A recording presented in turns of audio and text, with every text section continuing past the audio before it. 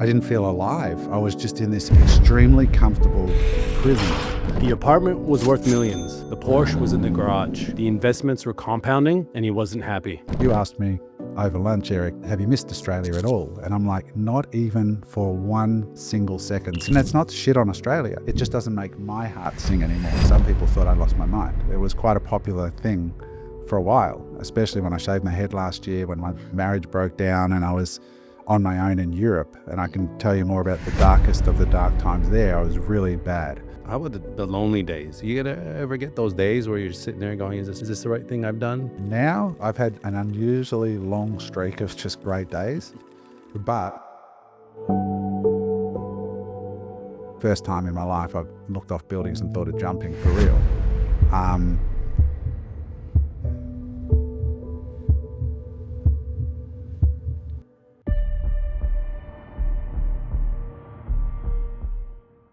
Well, here we are back with the Friday podcast. We've been on a little hiatus and we went away to really think about the new direction of Unemployable Media. And we've come to some simple conclusions. And the crux of it is that less is going to be more. So going forward, what you can expect from the Friday podcast show is simply 2 pieces of content released every single month. One is going to be a conversation between the panel, and I'm going to get into that in just a moment. And 2 is going to be a recording that we are calling The Conversation. And The Conversation is where we get a special guest, usually a high-level guest that is talking about something topical, interesting, that really hits the mark with the Australian public today. These are the types of interviews that we've had in the past that would fit this category. The chats we had with Big Jockey, the chats we had with Pauline Hanson, those high-level chats that affect all of us as Australians. Now, getting back to the Friday sessions where it has been myself, James, Mark, and Eric, going forward, it's just going to be myself, Mark, and Eric. James has moved over full-time now into unemployable property. His background has been in real estate. He's going to be getting involved in that side of the business solely. So the Friday sessions are going to see me coming back into the mix with Mark, with Eric, once a month to talk about what's actually happening in our own lives and business. To that end, today's session is the first episode of The Conversation, and the guest is yours truly. The podcast you're about to see is by far the most intimate discussion into my personal life. As many of you know, over the last 2 years, I've been through a hell of a lot. And because the boys know me so well, they were able to ask me questions that no other podcaster has ever asked me, like everything. What's dating life like at age 52 after a divorce? What is my life like today? You've seen me buy homes in the south of France and building in Bali, and they asked me all these questions about what am I actually doing? What was it like going on that journey? What were the best parts, the worst parts? How is my life today? And what am I thinking for the next 5 years? I think you're going to really, really enjoy this session. It's very vulnerable in parts. I hope it's interesting. The guys at the end of it said they absolutely loved it, and I think you will too. If you like it, please make sure you hit that subscribe button. It's the only thing we ask you to do. And I can tell you that we have already put in the bank some absolute banger podcasts around this conversation idea. Some of the guests that are coming after me are just sensational. So it's good to be back. Thank you for your love. And let's get into this first session of The Conversation.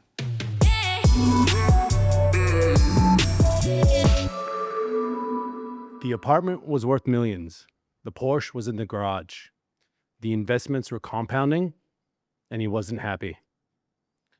Everything looked good from the outside, but something wasn't connected on the inside.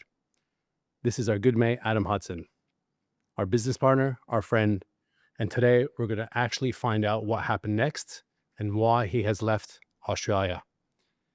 Adam, welcome to the show. Good to see you, boys. Nice to be back in the studio. It's been a while. Yeah, It's been a while. It feels like it too. It's crazy. Now, today we're going to get granular, not surface level, on what's happened in your life over the last year to year and a half. For those of you guys that don't know, Adam has left Australia, now lives overseas. He's a non-tax resident, And we want to know so much about his experiences. And I know a lot of you guys want to know. And us being his business partners and very good friends can ask a lot of questions that most people can't ask. And today, one of the questions I'm going to start off with is, when did you actually know? How long before you actually made the decision of leaving Australia? When did you actually know? I think the unhappiness was building for a while. Like it was just a daily thing where I just started to notice I just wasn't feeling joy in my day. And I was watching more and more stuff about, life elsewhere in the world. And I had traveled quite a bit prior to that. And there were periods in my life where I'd felt particularly alive. Like I remembered quite fondly my time in the United States. And looking back, there was some really hard times there. Like I lost my hair from stress and like experienced my first panic attacks and anxiety and everything in the US. But on looking back on that time in my life, I still regard it as one of the most transformative periods of my life. And I couldn't really shake how alive I felt when I, for the first time, left Australia, packed up everything, put it into a storage shed, bought 2 tickets to Los Angeles, and having a late lunch after landing at like 5 p.m.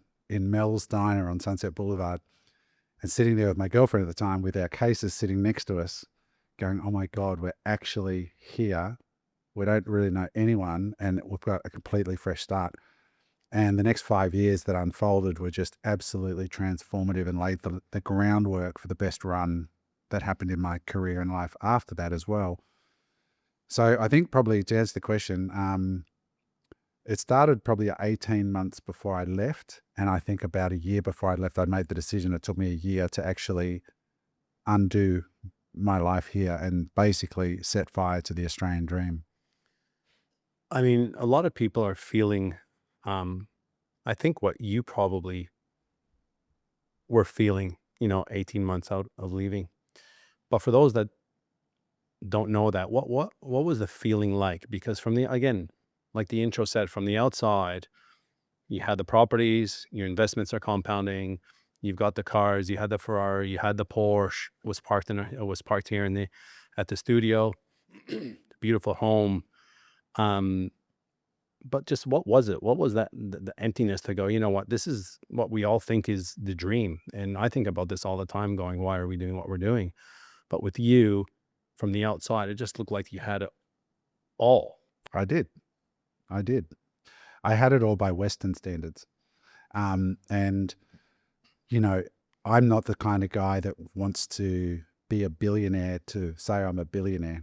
Like my motivation is, I got to a point where I had achieved all the things that had ever been on my goals lists, like a beautiful house on the beach, a brand new Porsche Targa 4S, the Ferrari, all these things, right? And I had that moment, which was none of this makes me happy at all, like none of it.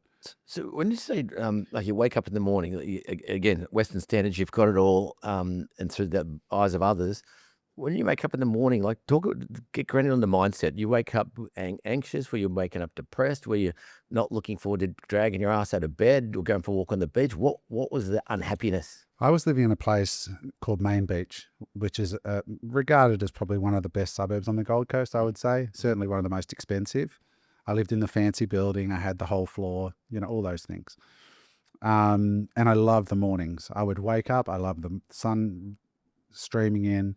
I loved getting down on the beach, doing my walk. But then I noticed from about 10:30, 11, as I got into the day, just this sense of familiarity and boredom and just set in. And I just was like, there's nothing here inspiring me. I'm not inspired. I didn't feel alive. I was just in this extremely comfortable prison.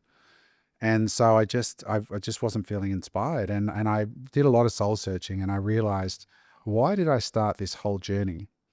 And the answer to that question, after much deep thought, was a single word, which was freedom. For me, the first goal I ever wrote down when I was at a Jim Rohn seminar at Royal Pines on the Gold Coast when I was 19 or 18 or something was defined success and I wrote down, I want to be able to go to the airport. I want to be able to look up at that departures board, pick where I want to go and buy a business class ticket to anywhere in the world when I want to go and buy whatever I need when I get there. That to me was the absolute quintessential definition of success for me. And somewhere along the line, you know, I bought into another version of success and I realized I had this beautiful home and had the cars and I had the investment portfolio, a bunch of industrial buildings, but I wasn't happy because I had tenant complaints all the time. I had businesses running and I just felt like I was in a prison of my own making and I wasn't enjoying it. And I'm like, what is the point of being 50 years old, having all this net worth, but not actually feeling free? And I wanted to feel free. And a few days ago when I was in Bali, I'm there with a mate of mine and he filmed me riding along on a $10 a day rented motorbike. And I've got one hand in the handlebars, the other one I'm just looking at the rice fields. And in that moment, I feel so in flow where I am now in Bali. I feel free, I feel alive, I feel at peace. I don't feel any of the pressures that I felt in Australia. And I'm actually really enjoying my life now. Now, it wasn't the departure to get to there and setting the Australian dream on fire and all the stuff that went on in my life at the same time was tough.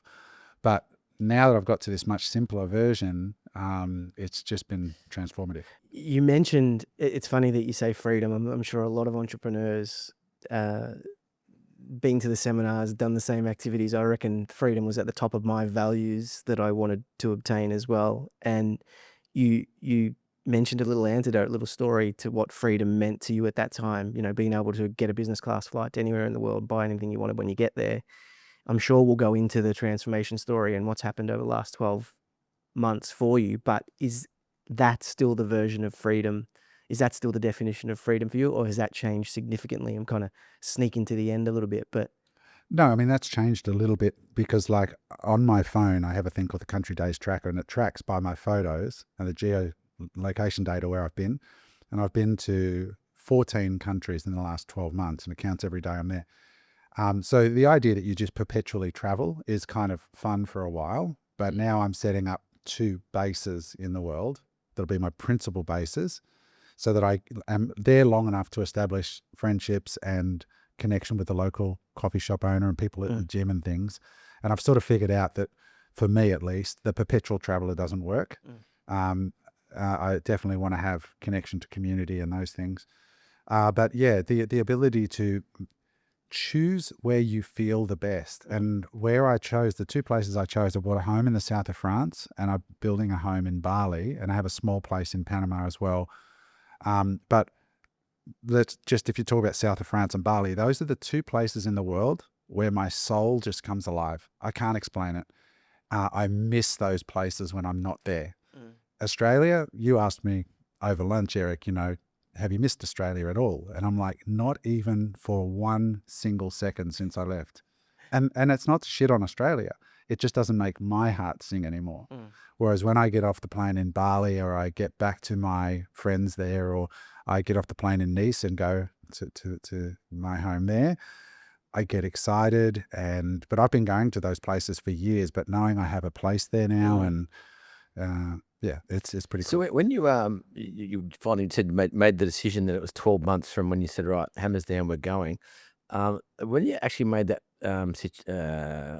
decision, was there any anxiety around it at all? Or was it just like, I finally made it, thank God, I'm going? Loads of anxiety. Yeah. Yeah. Well, you know, was I making a mistake? Like I took 3 big assets to auction through one of my really good friends who's a terrific agent at Ray White Commercial.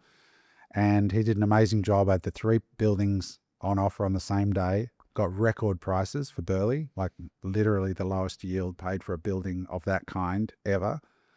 So I sold 2 of the 3 buildings and the 3rd one was about to go under the hammer. There's a room full of people there. And I went, you know what, maybe I should just hold on to this last building. It was right at the peak in hindsight of valuations, right? And there's a room full of buyers that have all missed out on the last 2. And the best property I held back. And it was just that I was like, oh my God, I'm doing this in like 5 minutes. I'm going to have no real estate other than a caravan park that I own with a friend, which we still own. But it means I've got no real estate. So I had this little panic attack. But I think that extended to, I know that there were a lot of eyes on me because I share my life on social media. Literally tens of thousands of people are watching me do this.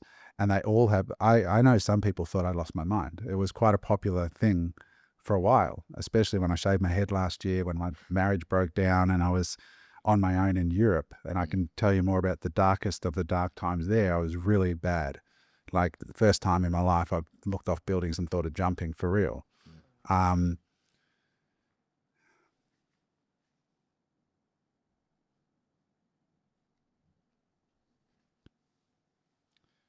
What was the question? What was I talking about? Oh, just anxiety and trepidation around making that decision. Yeah. So I did have moments of doubt because your whole life you've worked towards a goal. You know, you've worked towards a particular outcome, and you know that so many people look at what you've built, and that, like, I had hundreds of thousands of dollars of passive cash flow coming off my commercial properties, and they were all owned freehold. I owned my house free. I didn't have any debt at all in my life. I had an apartment that every single person walks into and goes, how the hell can you walk away from this? You have 330 meters of probably the best apartment floor space on the Gold Coast, you know, like it's literally on the sand. I'm in the building with all the famous people and all this stuff, but it wasn't me. I am happiest cruising around a rice field in Bali with a $50 Casio watch. And I had to go full circle to realize that. And then I went through a really tough period.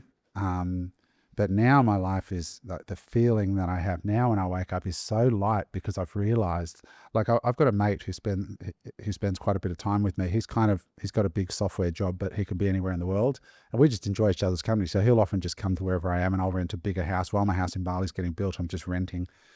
And I always rent a house with a couple of spare bedrooms and just say to my mates, if anyone wants to come and hang out, you're welcome. And what we realized is that despite me being in a very different financial position, we live very similar lives, right? Like, he's in Cyprus, he's got a place in Cyprus, and he spent just time in Bali. So I now know that I could, no matter what happens, I'm good, you know, and I can live pretty simply now and be very, very happy. So it's been a really wonderful thing. And I've realized that a lot of people could have that if they are prepared to. It's a lot closer than what people think to live a great life if they can let go of the Western mentality. And what I've noticed since being back is just the Western value system is really, really expensive, both financially but also spiritually. The one thing in Bali, for example, is the people I encounter on a day-to-day basis are far less stressed because the cost of living is so much lower, and the people who we interact with every day don't have Western values. They are people that get up in the morning with no net worth, the Balinese, and they give thanks for what they have, the blessings of their family, the blessings of the health, the blessings that they have a job to go to. I just can't tell you how much I love being around those people and how much joy it brings me to engage with them and bless them with some of my wealth. And, like, I got a haircut before I came here, and I think it was 150,000 rupiah. I said, make it 250. I was like, $20 instead of $10. And the smile that you see he's like, are you serious? I'm like, bro, don't worry about it. It's fine. The joy I get from that, or going into the mini mart and asking the girl, what's the best chocolate on the rack here? She goes, oh, you got to have that Cadbury's. It's beautiful. So I'll buy a bar when I'm getting my water, and I'll say, that's for you. And then I'll walk out, you know. The joy that you get from that. And a lot of Australians are in a position to do this stuff, but they're just so indoctrinated into a Western mind that it's very difficult to get out of. Did anyone try and talk you out of it? A few people, yeah. They're like, bro, just go on a bit of a short break and whatever. But as you get further up this hill, you know that what they're saying, there's fewer and fewer people, right? There's fewer and fewer people there's certainly a lot of people that are lots wealthier than me, but I found it really hard to find people that were at my level of wealth or above that were also really seriously entertaining joy as their number one priority in life. Most of the guys I met at my level of wealth were entertaining how they could double it. That's nearly everyone. Trying to find the ones that are like, but what's the point? They're like, the game's the point, bro. And I'm like, yeah, see, I just don't agree with that. You know, joy, peace of mind is for me the thing. So I got to a point where I really ran out of people that I could talk to that had actually made that transition, and I knew it was going to be hard. It was like coming off drugs, I would imagine, to walk away from Western life, setting another goal that's financially oriented, and then chasing that goal down. It really is like coming off drugs or something else, because that's how I validated myself. And it was scary walking away from businesses and, and knowing that I had people just praying for my demise or to be proven right that I'm actually insane. And there were moments I did really actually think I might have been. I feel you mentioned it before, that your time in Europe and the feelings that you had and that dark place that you were in. Do you feel like you had to go to that place to get to where you are now? And is there anything that you can offer the people out there that are listening? Because I get messages, and I'm sure you guys get messages out every day of people that are struggling, and that are having those feelings and things like that. And so, talk us through that. I'm just trying to sort of form the question. So do you think I had to go through all that? Do you think you have to go through that experience to get to the other side? Is it one of those things, like we were saying before we started shooting, that everyone who's gone through a really tough thing that nearly killed them, metaphorically or actually, always says, "I'm glad I went through it, I'm stronger for it." But if you ask them, would you like to go through it again, they'll always tell you no way. Yeah. I think to get to the level of peace and joy that I'm mostly feeling constantly now, like I really am enjoying my life now a year later.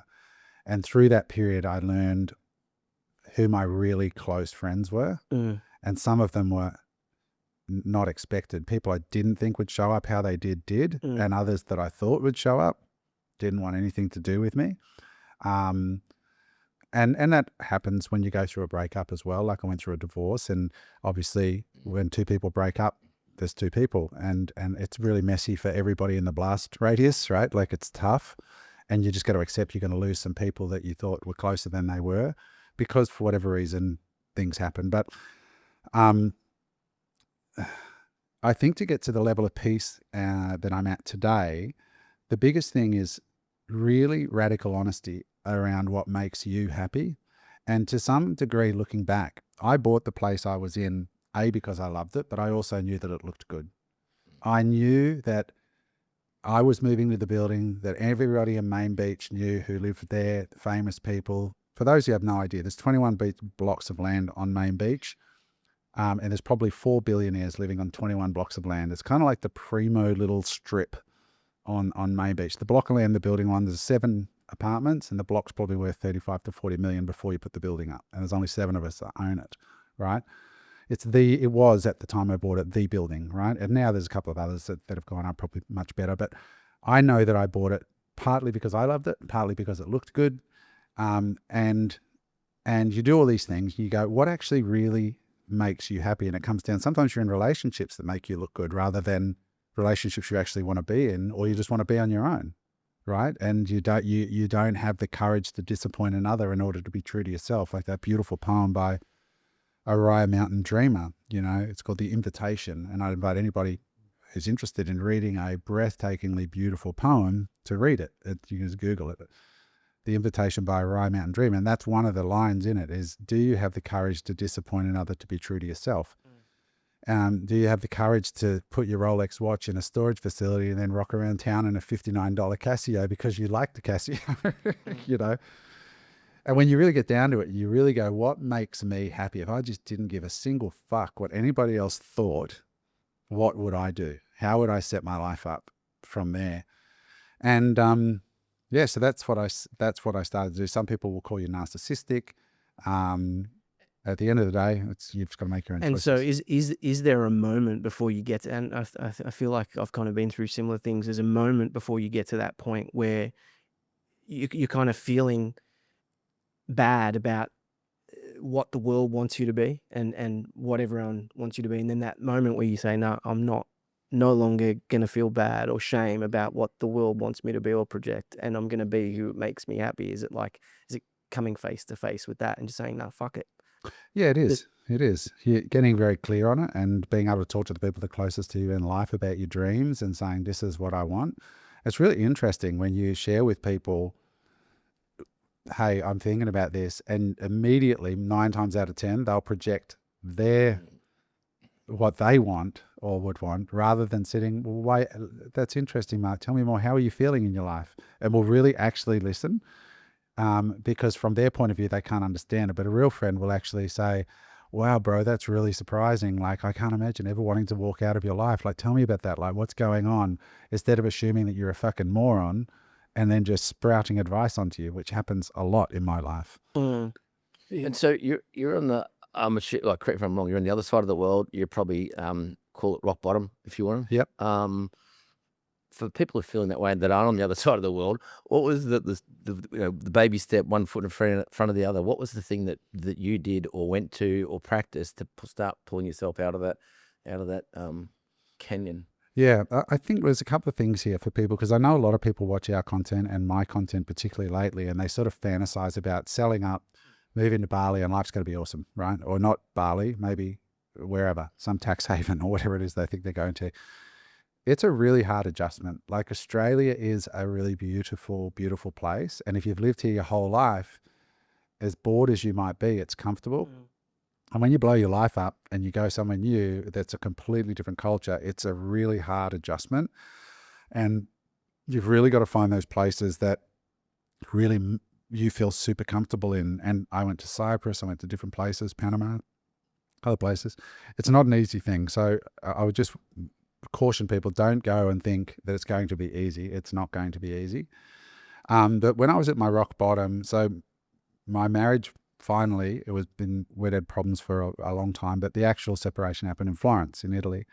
And it was, so I'm in Italy and we split, right? And I'm in Italy, in Florence, one of the most beautiful cities in the world, in the middle of just an unbelievable trip that I'd planned a year before.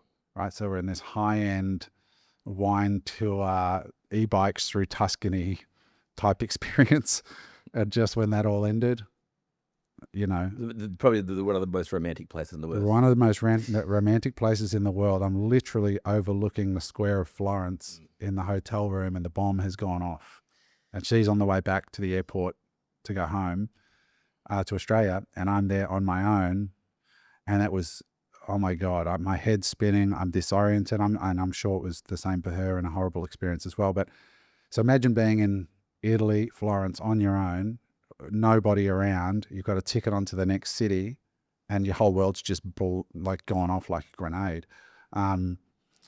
So there was moments of hardship, and then I sort of went on nothing. I didn't want to go back to Cyprus because at that time we'd set up a home in Cyprus. And I'd been avoiding going back to Cyprus. And so I just sort of walked the earth, as Jules would say out of Pulp Fiction. Just got to walk around, have adventures and do shit. So I started doing that. And, I rang a mate just out of the blue. I said, how you doing? He said, I've actually got cancer.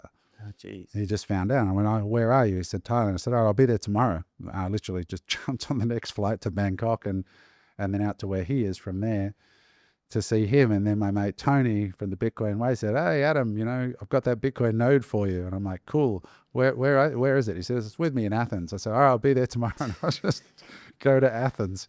And I just hopped, hence the 14 countries. And then I was in Kuala Lumpur speaking at the Nomad Capitalist. And then I met a couple of people from Bali, one Australian, one German girl. Australian guy, German girl, and I really connected with them. And they said, why don't you come to Bali after here if you haven't got Omid and plans, and hang out and come, we'll show you around. Now, I've been to Bali many, many times, but I'd mostly been there to do the charity tours. So I just met people in Sanur, got on buses, took them over to Java. I didn't really know what Bali was like today. And then I hung out with them in Bali. And then 4 weeks later, I bought land. There's a lot of people that are, thinking of doing something very similar, right? Like they follow you, they follow others that are doing this thing. But what was it actually like, right? Like that the night that you decided, this is it. Like what questions were you asking yourself? Because there's a lot of people, and I want this interview not just to talk about all the, the perfect things about what you've done, but the hard questions you got to ask yourself. Like my wife is an example. If I said tomorrow, let's go, like she's already told me, no matter, I backed you for the last 18 years, right? I haven't asked any questions. Now, right, I want to fill some of my bucket up. And what that is she wants to first move overseas for a year. But I know what's going to happen off the back of that, right? And there's a lot of other people. I mean, I've talked to Mark about this multiple times. He stayed over with his wife a couple of weeks ago. But what are some of the hard questions you had to ask yourself? Because I'm in that same scenario, like that saying that goes, you're buying things that you don't need with money that you don't have to impress people that you don't like. Like everyone's involved in that in some shape or form, because in my opinion, that is the Western side, the Western society. But what were some of those questions that you needed to ask yourself, those hard questions at that time? Yeah, let me answer that. And James, remind me to come back to your question, because I don't think I answered it properly. Like, what were the step ones to get out of the depression? I want to come back to that. I think a lot of people, look, I know there's people listening here, a lot of people that are still struggling. You're not one of them, Eric. So I'll talk to you. Like, you're in a position where you've got wealth, but it's in stuff, right? And a lot of Australians haven't really done thought experiments in earnest of like what they could do with their money if they weren't just buying another property, right? Or starting another business. There's a lot of entrepreneurs maybe listening to this show that have got, a bit of money. And so when you actually stop and you just go, well, what, because this is what I did a year leading up. I'm like, what if I sold one of my buildings and went overseas for a bit? And then I kept playing with these thought experiments. And then I got to the point of like, what if I sold everything? Like, and I just invested it, and just went liquid. And then I started doing these thought experiments, and I started to realize that I'd overshot the runway by a fair way if I could find places that I really genuinely enjoyed living more than living in Australia. And I think that's the key thing. It's not about finding a place that you're just going to save tax, right? Like that's not sustainable. If you're living there just to save tax, but you hate your life every day, that's not winning. You've got to find a place that you literally genuinely get up in the morning and just feel better, right? For whatever the combination of reasons are.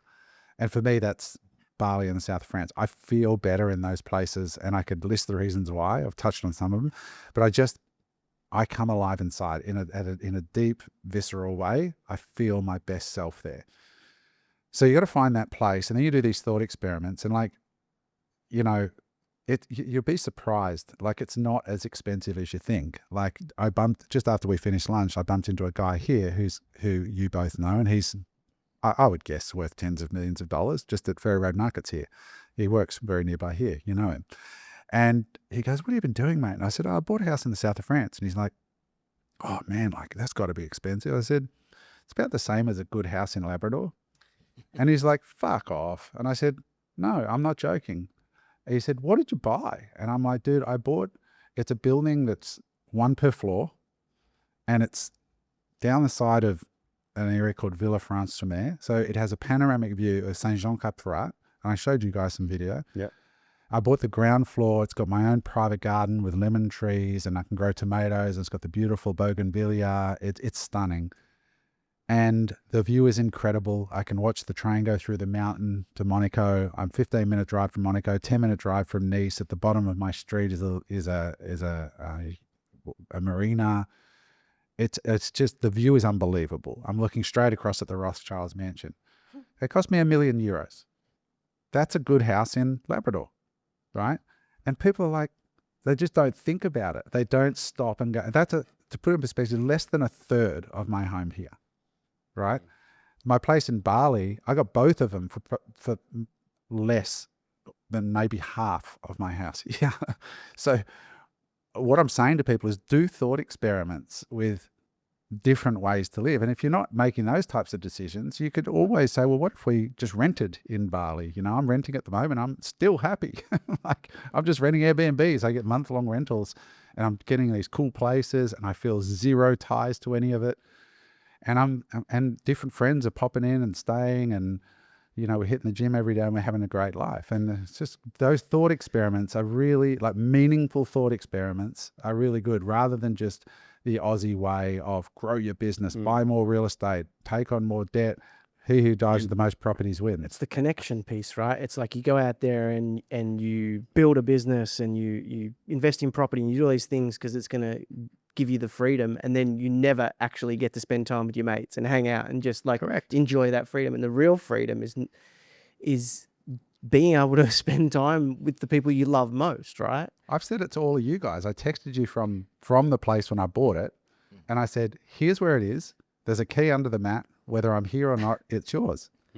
And that's where I'm at now. And the same in Bali, I'm building a home that's 3 bedrooms plus an office. And I've said to my friends, come anytime. Like, the downstairs bedrooms are for friends. Just come. I got staff there. Come enjoy it. Knock yourself out. It's so funny because, like, we just built a beautiful home, right? And having people over and hanging out and barbecues and stuff. And it's always been an investment, and we'll sell it at some point. And then, you know, it's always like, you know, when you sell this, you'll never replace it, right? Like this is the mentality. I had the right? exact same thing. You'll never be able to replace it. The replacement cost, the time. Right? You'll never get back on the beachfront. You start thinking about these things, right? Like, you get a lot of these external people and that care about you and the rest of it talking. But again, you have to be careful who you ask the questions to as well. Because And what are you optimizing for? correct. So, like, 2.5 years ago, as an example, when you've been gone about a year now, and then 18 months before that, you started thinking and you started running some of these thought experiments. I don't think Claude or ChatGPT was really a big thing 2.5 years ago. And now I'm using it, right? And I'm using it quite heavily with thought experience on multiple things. And you could just plug in your information in there and find out where you want to live, like get granular on what to do. Because the thing is, people have the dream of doing something, but they actually don't know the steps to actually take to get it done. The next question I have is, what are some of the steps that you had to take, right? Because I want to get into the real numbers, right? Not just this, oh, you have to be a multimillionaire to do this, or how much money that you actually need, but the actual steps that you had to take to actually remove yourself from here. Like, the process of selling. It's all good saying I'm selling, but you're literally going, like, we've been to your house multiple times. It is furnished. There's paintings. Everything's top notch, beautiful stuff. You've got the cars, it's all good just saying selling, but what was the process of doing all this? The process of selling things, and the phone calls and the test drives, and then what do you do with the paintings? What do you do with your bank accounts? Like, all these things. Like, what are some? We don't have the time to go through the whole thing, but what are some of the top key things that people aren't thinking about that you've just went through? It's not complicated. You know, I think Tony Robbins said change doesn't take long. It's making a real decision to change that takes a long time. Like, to sell all my properties was one phone call. I just ring my mate Mike and I say, I've got these buildings, I got this apartment, sign them up, let's get them shifted. And you take them to auction and you follow through, and then a few months later, all this money comes into your bank account. You're liquid, and you set aside your tax, which was a lot for me, and then you pay that and you're done. And now you're like, okay, so it's just getting ready to change. The art, I rang the art dealer because I got a few $100,000 of art floating around. I said, would you guys resell this for me if I give you a good commission? And they're like, sure, we love the stuff. You pick the eyes out of the collections, we'll sell that stuff for you. Great, when can you pick it up? They come around. I'm sending 2 of the paintings over to France, and the rest they're going to sell for me. And then you look at all the other pile of shit that you've accumulated over the thing, and you just go, yeah, I don't need that. And traveling for a year with 3 suitcases, I got home and I looked what's in my storage shed up near Harbour Town. I'm like, what the fuck am I paying hundreds of dollars a month to store all this shit for? I've got like a fucking steam thing for a jacket, and I've got a fucking and a done in a jacket. I've got a bench press. I wear fucking, thongs all day. Like, you just when I came back to Australia, I see storage kings everywhere. Like they're everywhere For the hoarders. because Australians are so rich. But man, I don't need anything. I've got like 3 suitcases, and I feel like I've got too much now. And when you finally get rid of all that shit, and you've stopped having 50,000 subscriptions and all the stuff, my life's very simple. And you start to see the world, and you start to structure yourself differently. So you make a list, and I optimize for joy now and simplicity, where I run my business through now. I chose the jurisdiction because it's simple.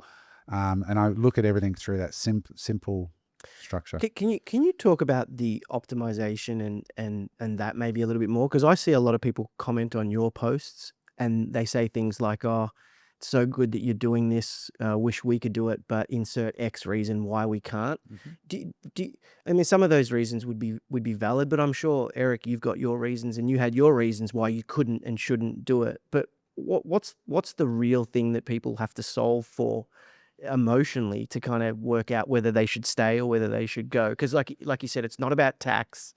No, it's about being honest whether you're happy. It's hard to say that you're unhappy when you've got so much, and just to say that out loud. It was really hard for me to say to my ex-wife, I'm not happy. Now, it wasn't I'm not happy with you. I'm just not happy. I'm not happy with our life. I'm not feeling alive. So admitting that you're not happy in the middle of a life that everybody says you should be happy, you can come off as ungrateful.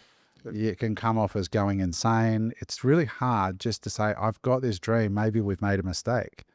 Like, it's really hard to do that, and to sort of have, just say, those words.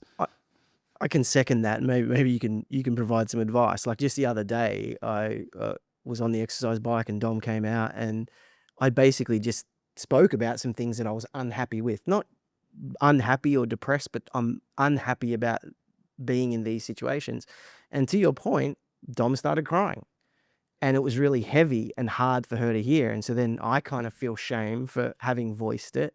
And I'm like, should I be saying this? Should I just be burying this and taking this on my own and solving it? That's how souls are killed, right? It's like, I not just want to saying the voice hard something that is hurting, and that it doesn't feel right. And again, it's not that I'm not, nothing to do with her at all. No. How do you deal with those situations? Yeah, I mean, it is hard to say the hard things out loud. But yeah, I mean, look, I see ordinary people. Like, if you go on YouTube, there's loads of videos from ordinary Australians with average to no means that have uprooted their lives to simpler lives in Southeast Asia or other parts of the world. And those videos do way better than mine because they appeal to a way broader percentage, and they're universally, and I've met many of them in my travels, and they're just like, Adam, like, we just woke up to the insanity of the West. And I think over the last few years since COVID, more and more Australians are starting to go, hang on a second, is this like, are we really happy? And the number of people that go to Bali, for example, or Thailand, and then come home and go, I just experienced happy people. But not the type of happy people you meet at a personal development seminar on the Gold Coast or at a church. I mean, I'm talking Everyday people. authentic happiness where the people are just happy. And, I've spoken to, Southeast Asian people and French as well. Their whole value system, at least in the south of France, is very different to how we live in Australia. In Australia, everyone's optimizing everything. They've got their Aura rings. They follow the rules. They want to buy property. They're aspirational. And Australia is a small enough herd to sort of herd them into one kind of way of thinking about life. And that's the optimal life and the peak life. And my mum died at 58 and I'm 52. And so underneath, one of the most transformative things in my life was watching her die.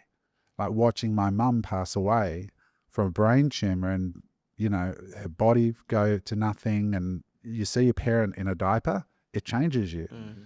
And I realized, dude, like, what are you waiting for? Like, what happens if something happens to you? You love the south of France. You feel alive in Bali. What the fuck are you doing sitting here? You're going to die.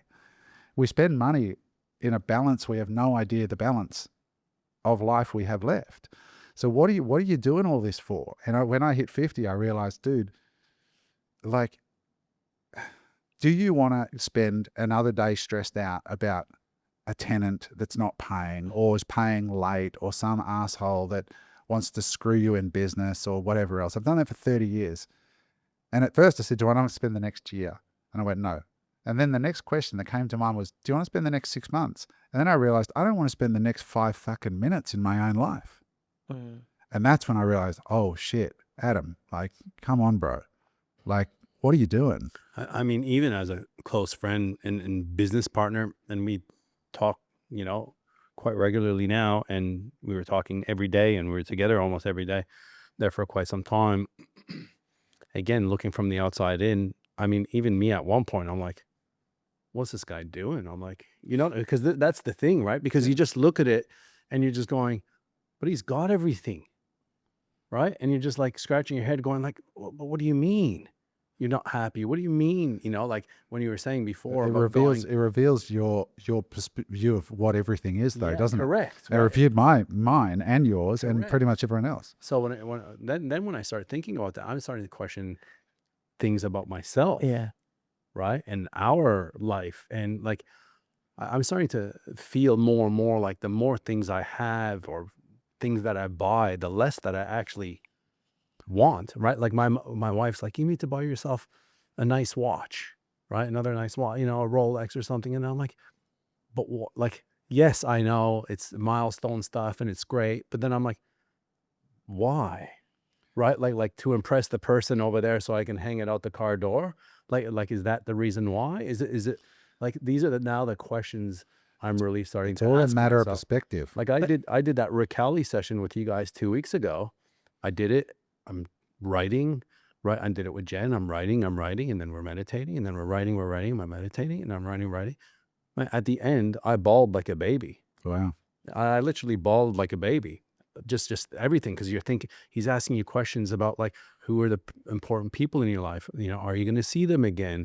These deep questions where I'm like, this is where we are. My parents are overseas.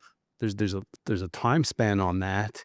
All these things, just you start thinking about it. And like, I turned 43 in May. I'm like, it just comes so freaking quick. Oh, dude, you'll blink and you'll be 50. At least you had a midlife crisis, not a late life crisis. But- You got it out of the way now. Yeah. Like, I had a proper one. I'm sitting here listening to this, and I just think that's why stories like yours, Adam, are so important, because you've, you know, to Western standards or whatever it is, you've achieved a lot of things that people dream of achieving, and you kind of, you shine the light on the fact that, hey, if you're a quarter of a way here or half the way here, you might get here, and you could quite possibly feel this way, like Eric is voicing, and I've spoken about many times, even as you are up getting ready to leave. And you know, I think about my old man who he's got his own home paid off, but in his mind, he doesn't feel like he ever got to a quarter of the way that we are all at. And he's going to get to his deathbed, and he's going to think, fuck, I never got to achieve any of it. And I feel even worse for people like that never get, like, it's like they don't realize that, hey, achieving it all was never going to make you happy. They didn't even get to the point where they achieved it. And they're like, it's like they're living in this misery and this shame because they think that they weren't good enough. And it's just like, the world doesn't work like that. There's someone blowing up at the moment. I don't know if you've seen him, and he talks about retard maxing, where it's like the opposite of, it's just like, you do something or you don't do something. Don't ruminate. Just you know, like, it's. The funny thing is, Mark, like, I look at my life today and there'll be some people going, oh, fuck, you know, here's this guy with a house in the south of France and he's got a fucking house he's building in Bali. Fuck this guy, right? The truth is, you could take both of those things out. Take the house in Bali out and just I'm renting in Bali. Just go right back to that. Same.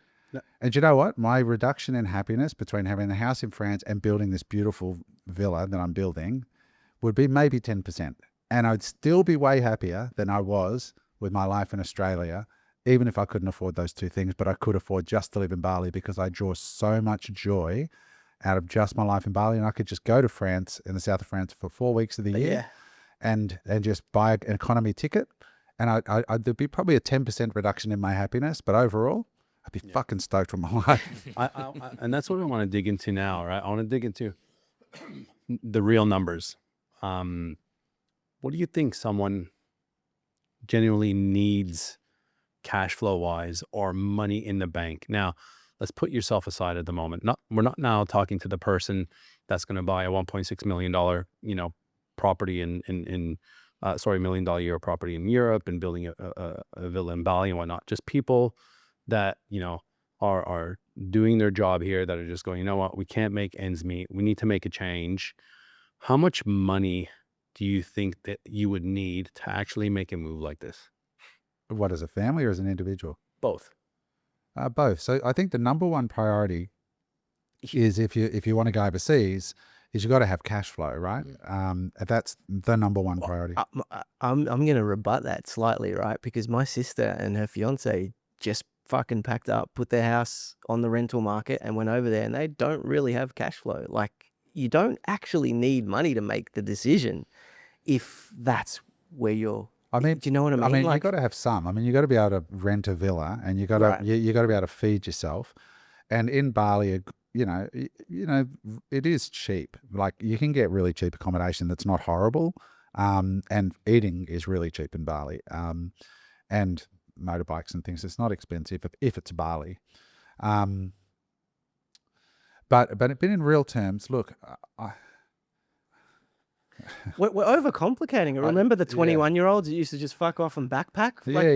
Like I think I mean, to give you some real numbers, I'm renting right now in Panama, a 3-bedroom house, phenomenal rice paddy view, big pool. Cleaner comes every day, makes our beds. When I say our, Every day. cleans the house, makes my beds. If we need washing, they take it, and they're lovely people. And I got a couple of mates that are staying with me at the moment, and we're just having an amazing time, right? We're going to the gym every day. We're hitting the peptides. Like, we're just like having a good time. We'll dig into that soon. Yeah. And we're all working remotely, right? So one guy works for a big software company, one works in cybersecurity, and I just fuck around, do whatever I'm doing, do some podcasts and whatever. And that is, you can get, or I can get, I think it's 7,000 Australian dollars a month, right? Now, there's 3 of us there. So it's $2,000 a month, or $2,200 a month each. So $500 a week, $600 a week. That one we're moving out of in a couple of weeks, because we've got a newer one that's a real fuck off villa that's a bit further away, just a little bit further inland. This one's about 4 minutes from the beach. It's right in the middle of Panama. It's right next to Matt Cameron's development. Yep. And the new one is like this 4-bedroom, double-story, kick-ass views, massive pools, brand new. It's stunning. It's like a designer. It's, it looks the goods. And that's $7,000 for the month, for the whole month, And so I just say to my mates, look, if you can't afford it, don't worry about it. Just come and stay. If you can afford it, just pay pro rata per night, whatever I get the villa for the month. And they just wise me the money, and that's it. And then eating is like, it's so cheap, dude, especially when you're on the Reddit. What does so cheap? What does so cheap mean? Well, So cheap here, it's probably about $600-700 a week for groceries for a family. I know I'm going to sound Excluding like a Uber wanker. Eats. I'm going to sound like a wanker when I say this, but I honestly have no idea what it costs to eat anymore. What would you think it would cost? Oh, like I go to Alchemy quite often. It's my favorite breakfast spot, and it's a beautiful breakfast bowl that's fresh fruit, and you pick your base, spirulina, or whatever. Big breakfast, and I think it's about $8. It's all organic. It's all beautiful. So here that would be 25. No, at least. It would be at least $20. it'd be 60 in that place I in would Brisbane. I would say the food is, fuck that place, Jesus. I would say the food is probably at least half to a third, and I would say it's 20 to 30% better than Australia. People don't believe me. I'm telling you now, the food in Bali is better than the food in Australia. 100%. 100%. It's fresher. It's nicer. There's almost no bad restaurants there because the competition's so fierce.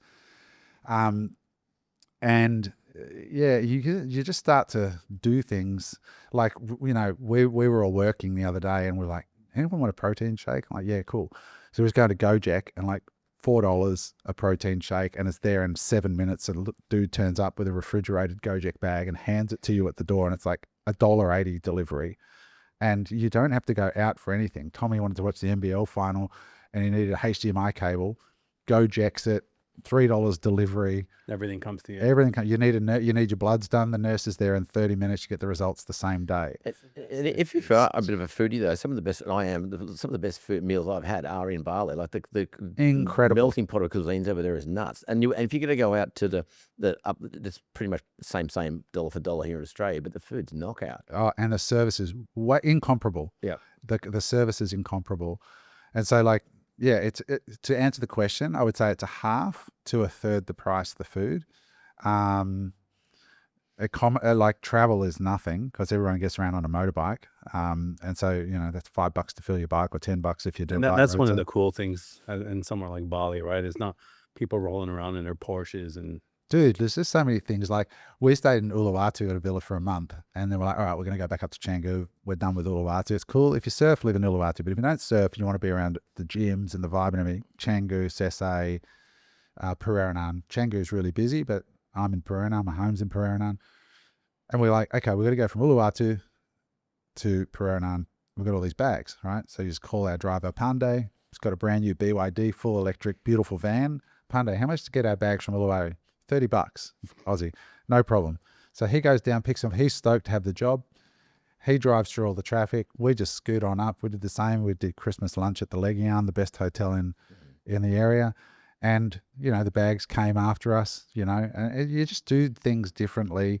If you want a haircut, you can go to the barber or they'll come to you. Like it's literally the village mentality. Like I was telling you at lunch, like Byron Bay, like is great. I think it's one of the best places in the world, but you still got to travel 15 minutes to get to the gym or to get into town. Whereas Bali, what they've done amazing is build these little literal villages where you see the same people at the cafe every day, the same people at the gym every day. It's and like the gym, that connection. The gyms are insane. And the one the people you meet, again, like you'll be in the sauna and you'll hear Russian, German, Swiss, heaps of people from Dubai there at the moment, obviously, and it's everybody's in business. Everybody's doing something interesting.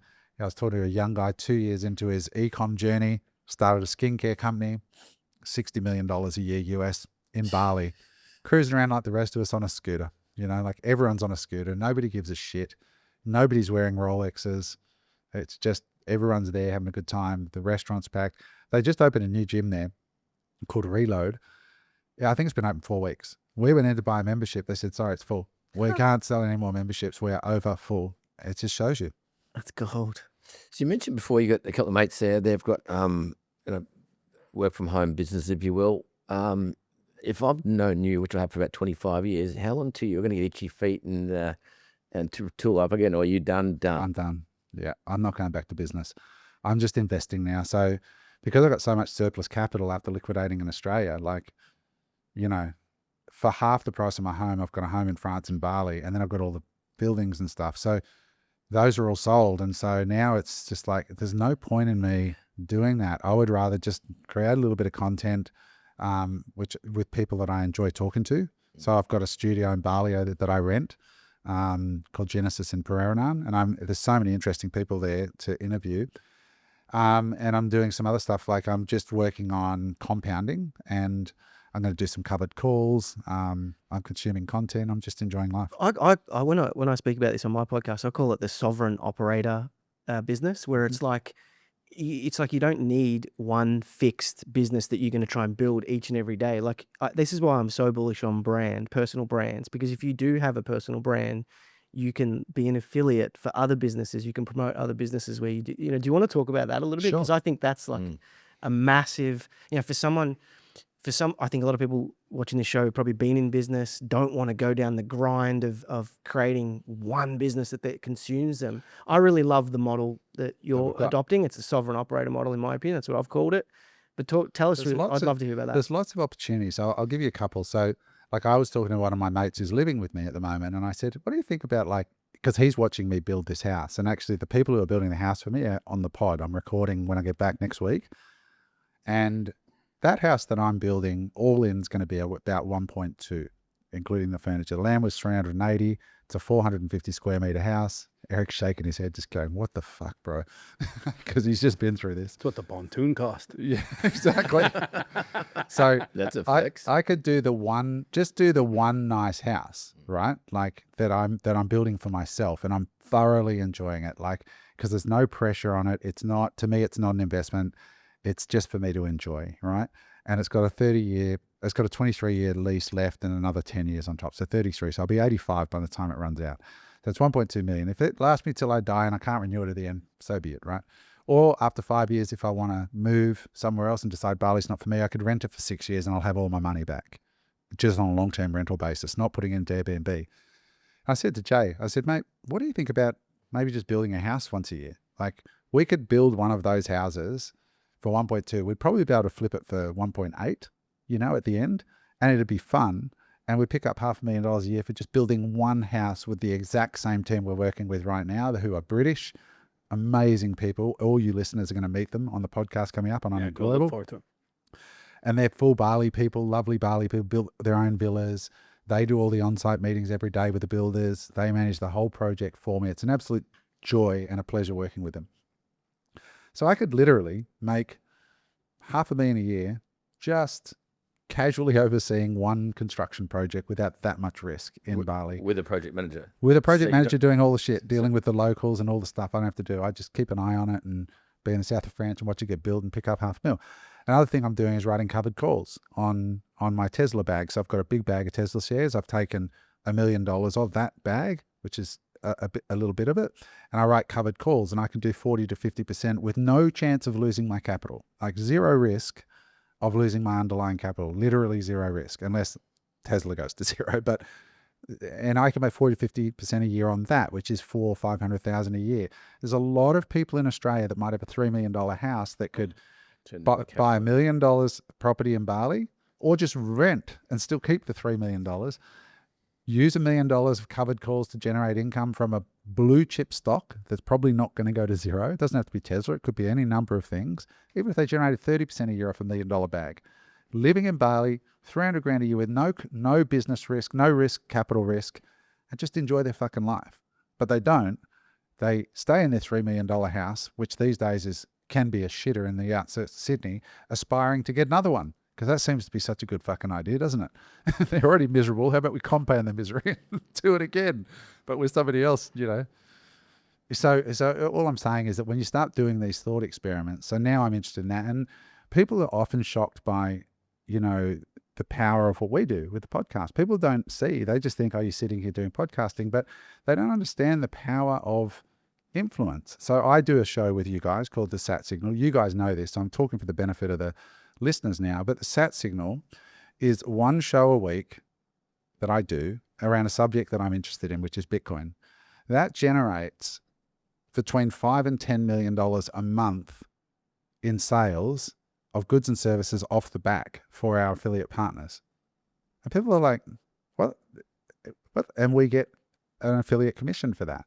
And that's enough affiliate commission for most people to live in Bali for free. And all I'm doing is interviewing people about a subject that I'm interested in.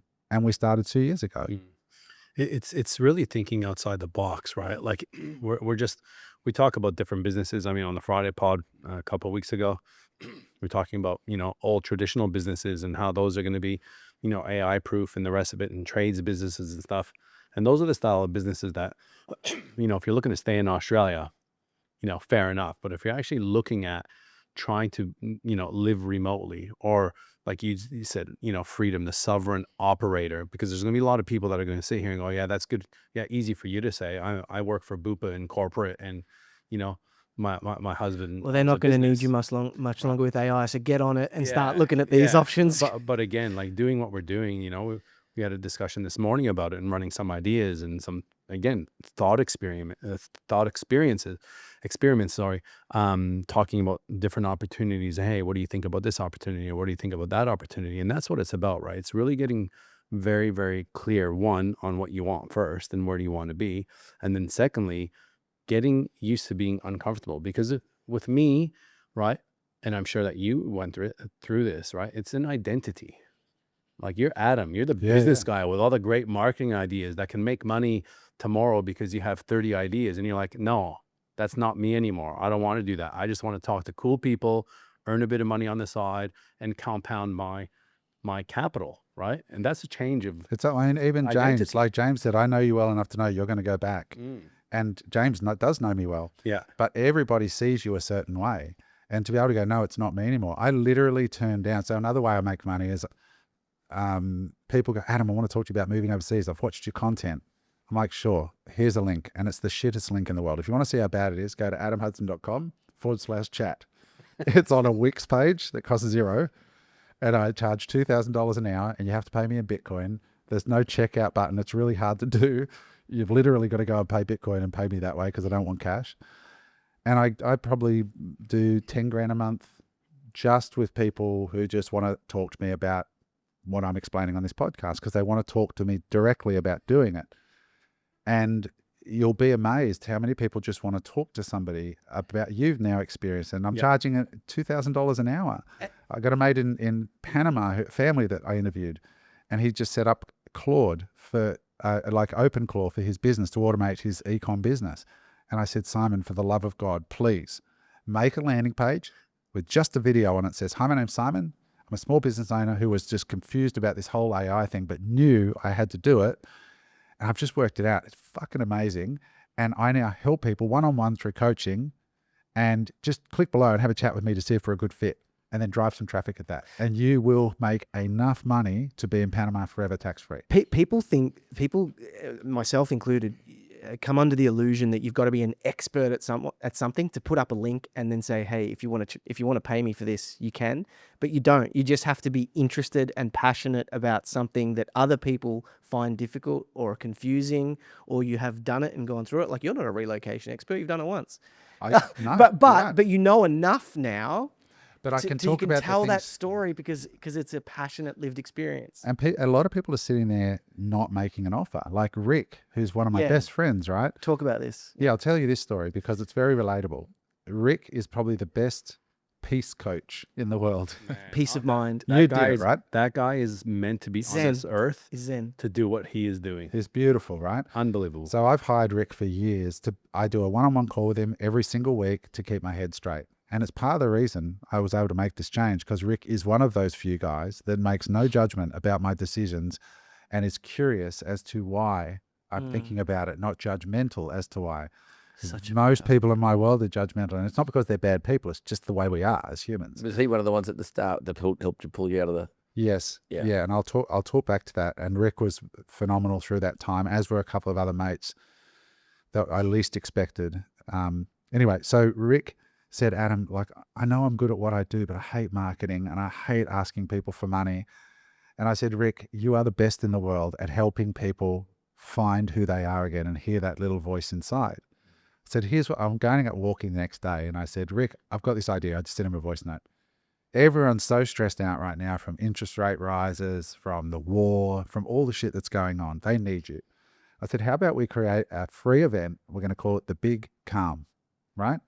And you can come along for free with Adam's own coach and sit there for an hour and get a free coaching session with Rick as a group. And the whole outcome is for you to find some peace at this chaotic time. And at the end, I will say to the people, if you've enjoyed this, go to Rick's page and you can join him for a weekly session like this.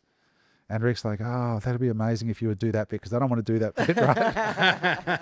So I just go, I said, he said, oh, do I have to pay you anything? I said, Rick, no, you're one of my best friends. I'll just go and I'll put it up. Now, if you wanted to commercialize this, you just need to find one person that really, truly believes in what you do, that has an audience that will partner with you to fill this. So you got 300 people on 2 free Zoom calls.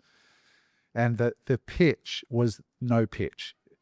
People had like that experience. We got so many DMs from people that Eric mentioned where he was crying, because Rick is so powerful at what he does, because people just haven't tuned into the voice. So you generated the 300. I generated the bookings just out of my Instagram stories. Yep. So I said, guys, Rick's one of my best friends. Yep.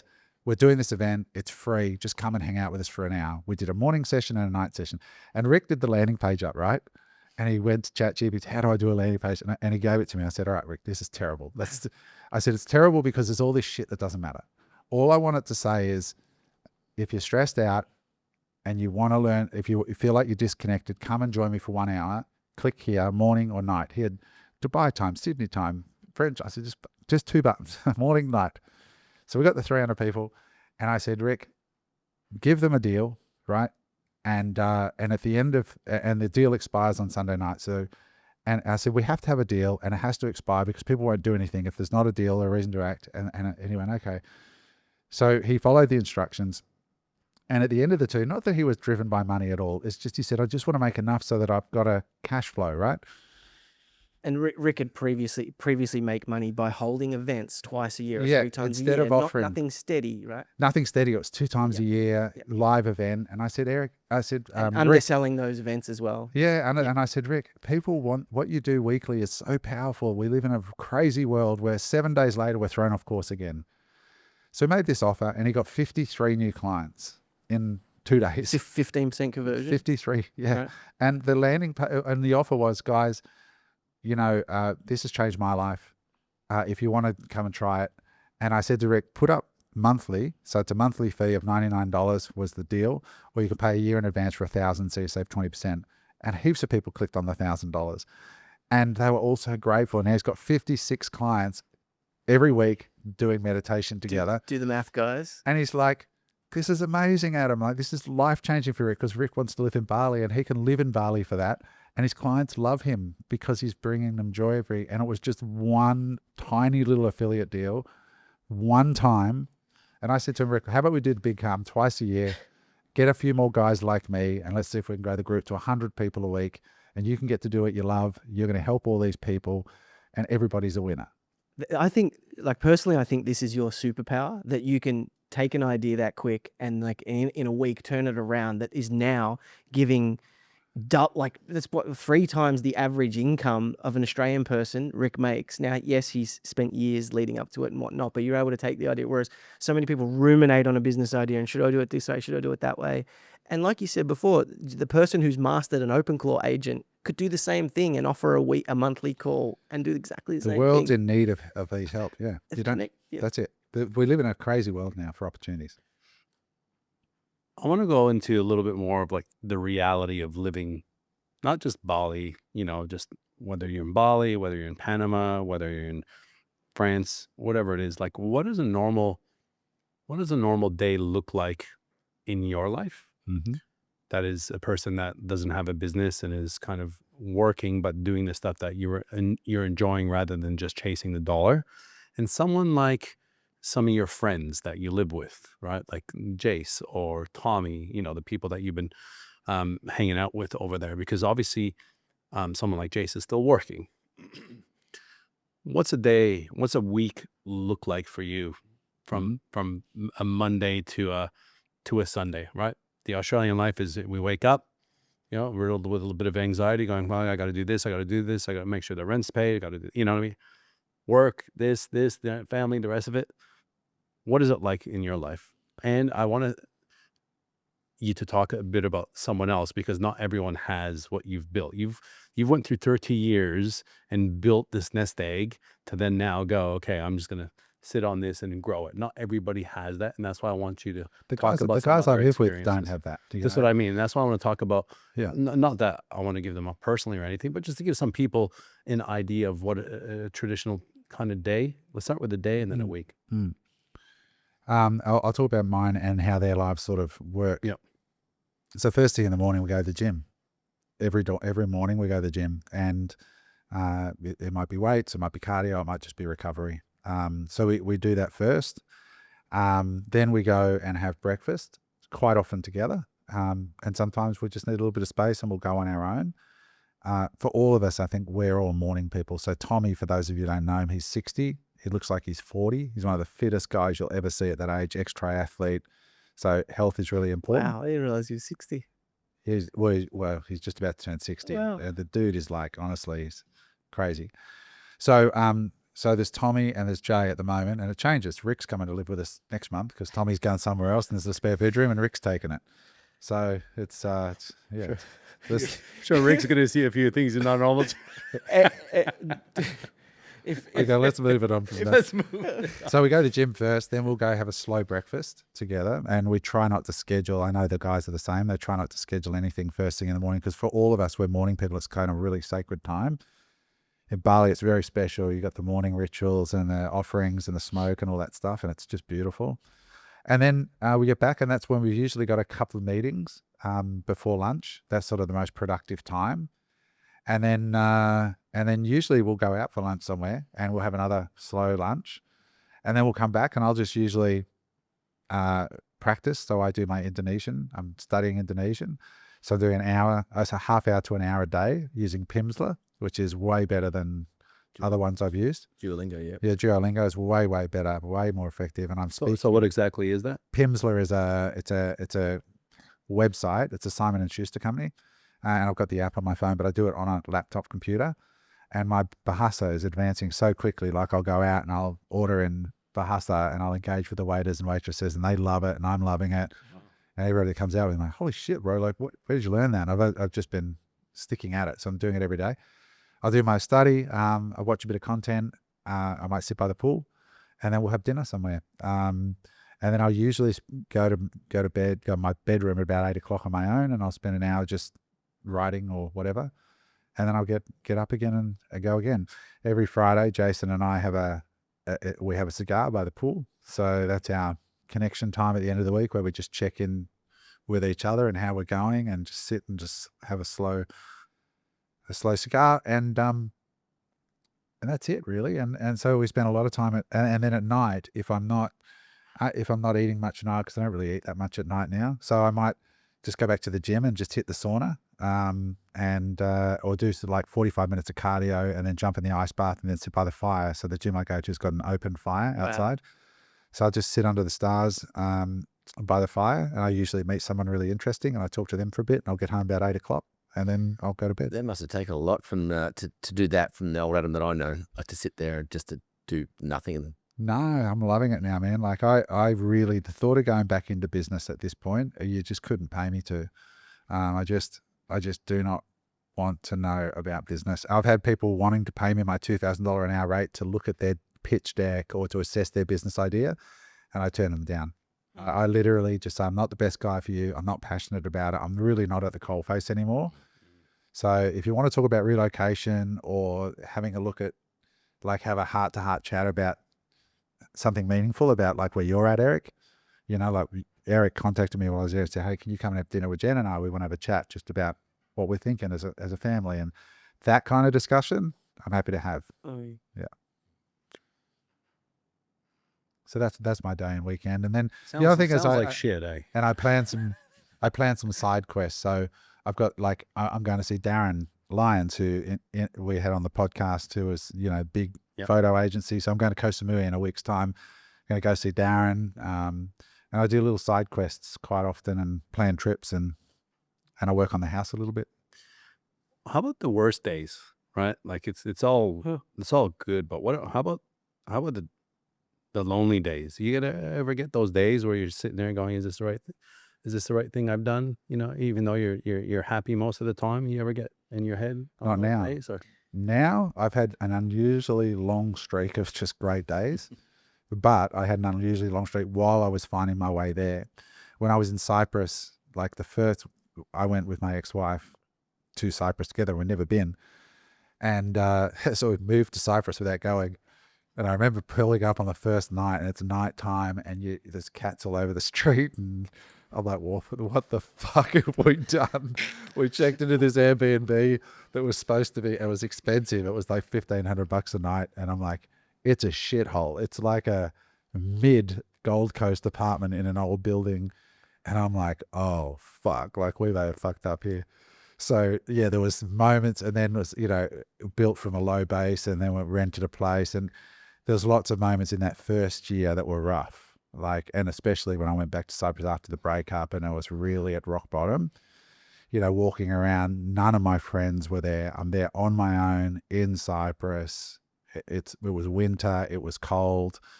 and you don't know anyone. Well, that's the thing, right? Like that's the reality. It's not when people Yep. think south of France, or they think summertime, beach clubs, Yeah. enjoying yourself, meeting people. But I mean, in Europe in the winter, I had is Europe in the time, winter. you know, I sat down at one point and I would encourage people to do this, even if it's just for aspiration. And I know I'm happiest in the warm. And so where you are and at what time is very important. So I sat down with the 12-month calendar and said, here's the calendar. Where in the world would you like to be? Like in Bali, no, I want to be there in the wet season necessarily. France in the summer, south of France in the summer is epic. Yeah.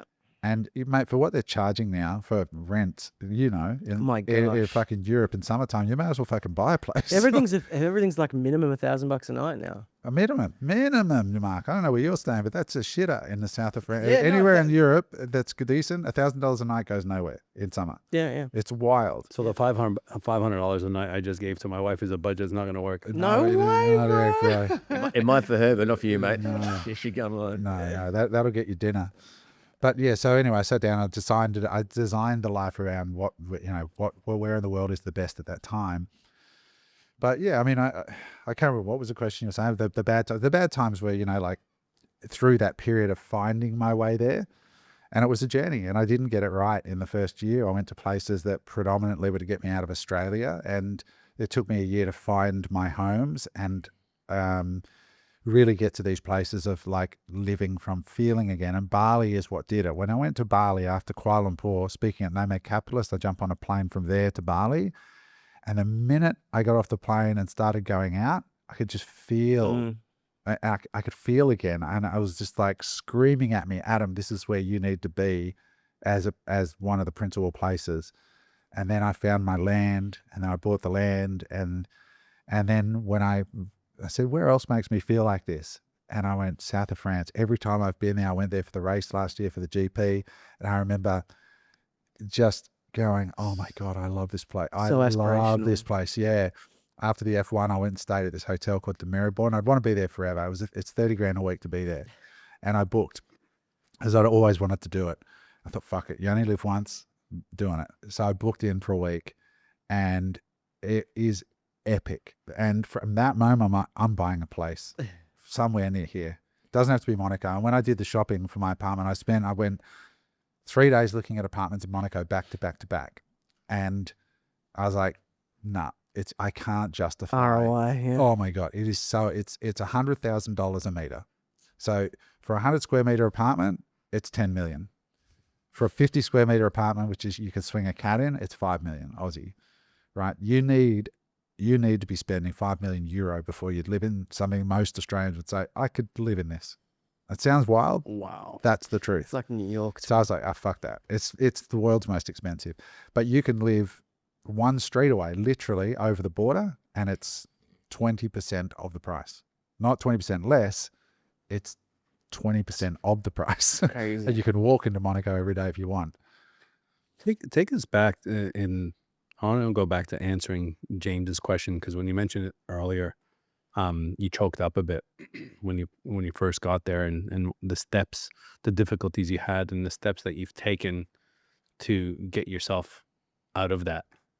Can we go back there? Yeah. It really comes down to some of the most basic things, like keeping yourself busy and talking to your mates. Those two things, if you've got mates that you can be honest with, that's the key. And mates that will really listen, not just be, projecting onto you. And when I say listen, I don't mean to bitch about your wife. Like if you're going through a breakup, I was going through a divorce. It wasn't about, oh, she did this or whatever the bullshit is, that everybody's got their story, right? She'll have her story, I have mine.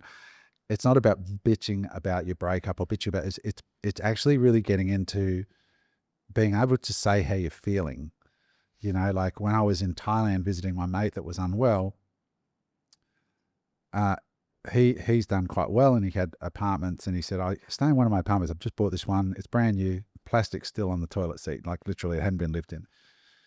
And I was looking out the window and I was living for free. Like, and he said, stay there as long as you want. I've got 3 of these things. I own them all outright. Just stay for whatever. And back in the day, I really helped that guy out a lot. And his wife, who I hadn't met before, pulled me aside. It's quite an interesting story. She's a total sweetheart. He married a beautiful Thai lady, and she pulled me aside and she said, Adam, I just want to say thank you for the way you helped my husband 30 years ago.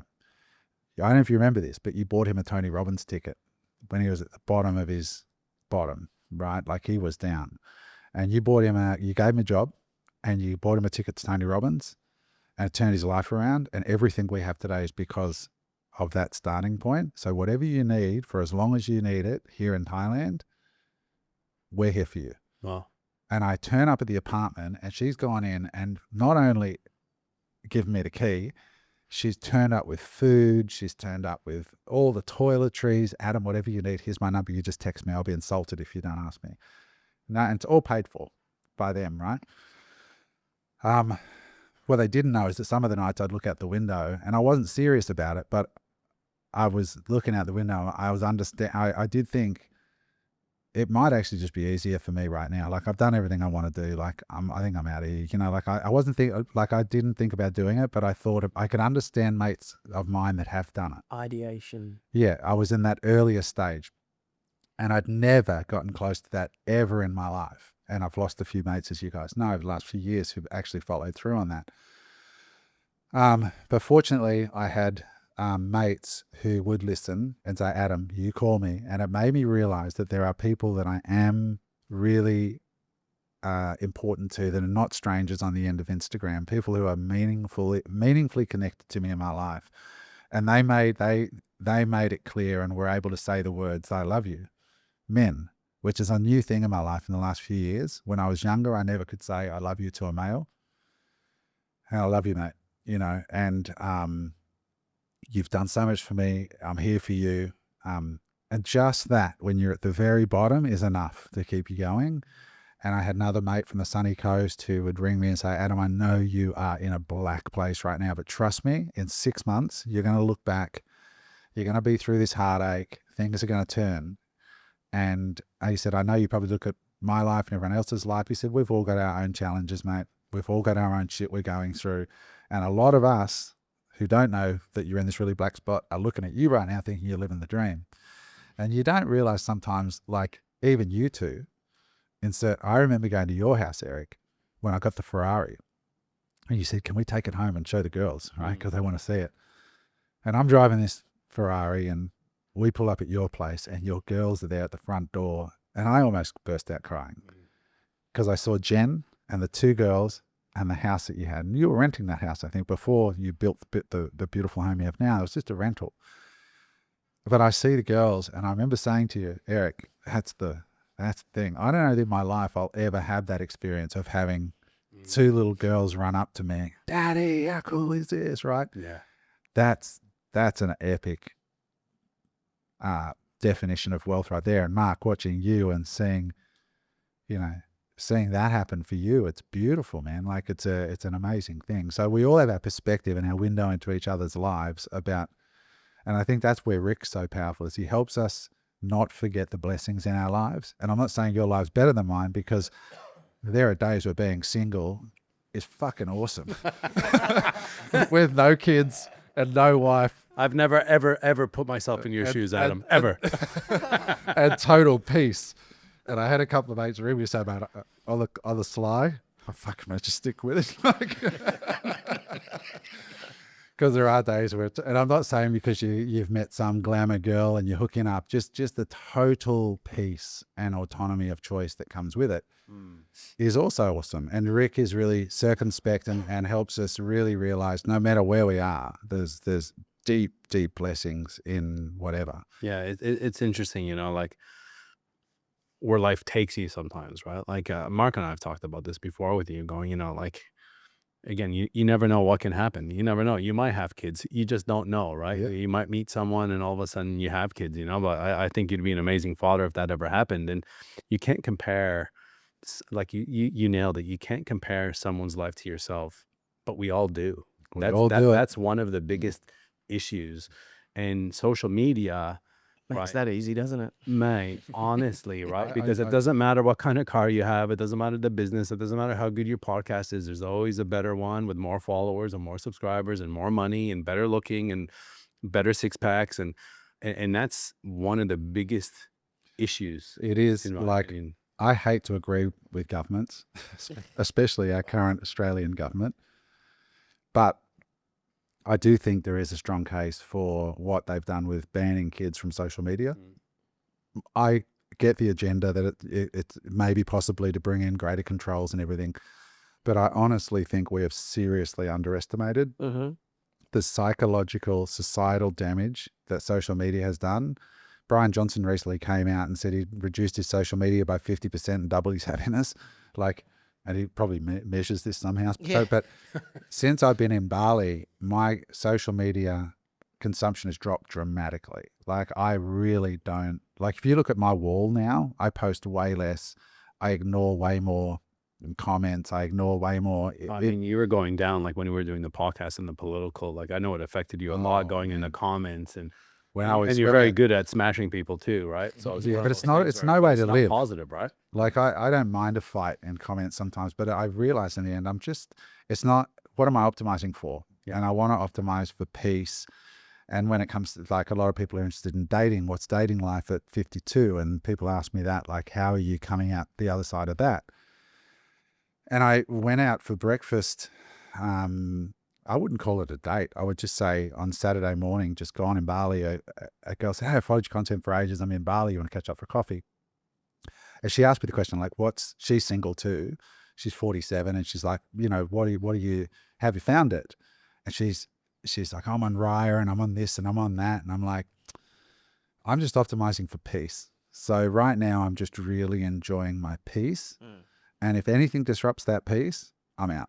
I don't care how hot you are. I don't care anything. I just am so enjoying just feeling the wind on my skin and the sun and on my face. And it sounds woo-woo, but man, riding a bike in Bali and Oh man. my favorite tunes, I got the Elton John playlist on under my helmet. I put the helmet on and I'll just ride and I can just feel calm knowing that I'm not behind on my bills. I'm never going to be hungry. I'm never going to be struggling. Even if mostly goes to shit, I could have an epic fuck up and still be just only 10% less happy than I am now because I might have to downgrade my villa slightly. There's something about Right. putting fuel in your moped from a glass bottle. Man, I'm telling you, when you stop giving a fuck about keeping up with the Joneses, there's not many Joneses in Bali to start with. But when you completely give up on like I had these two young guys come around for some mentorship last week and they're into the watch phase, in their 20s and they've got the fancy watches and all this shit. And I'm like, bro, what are you rocking?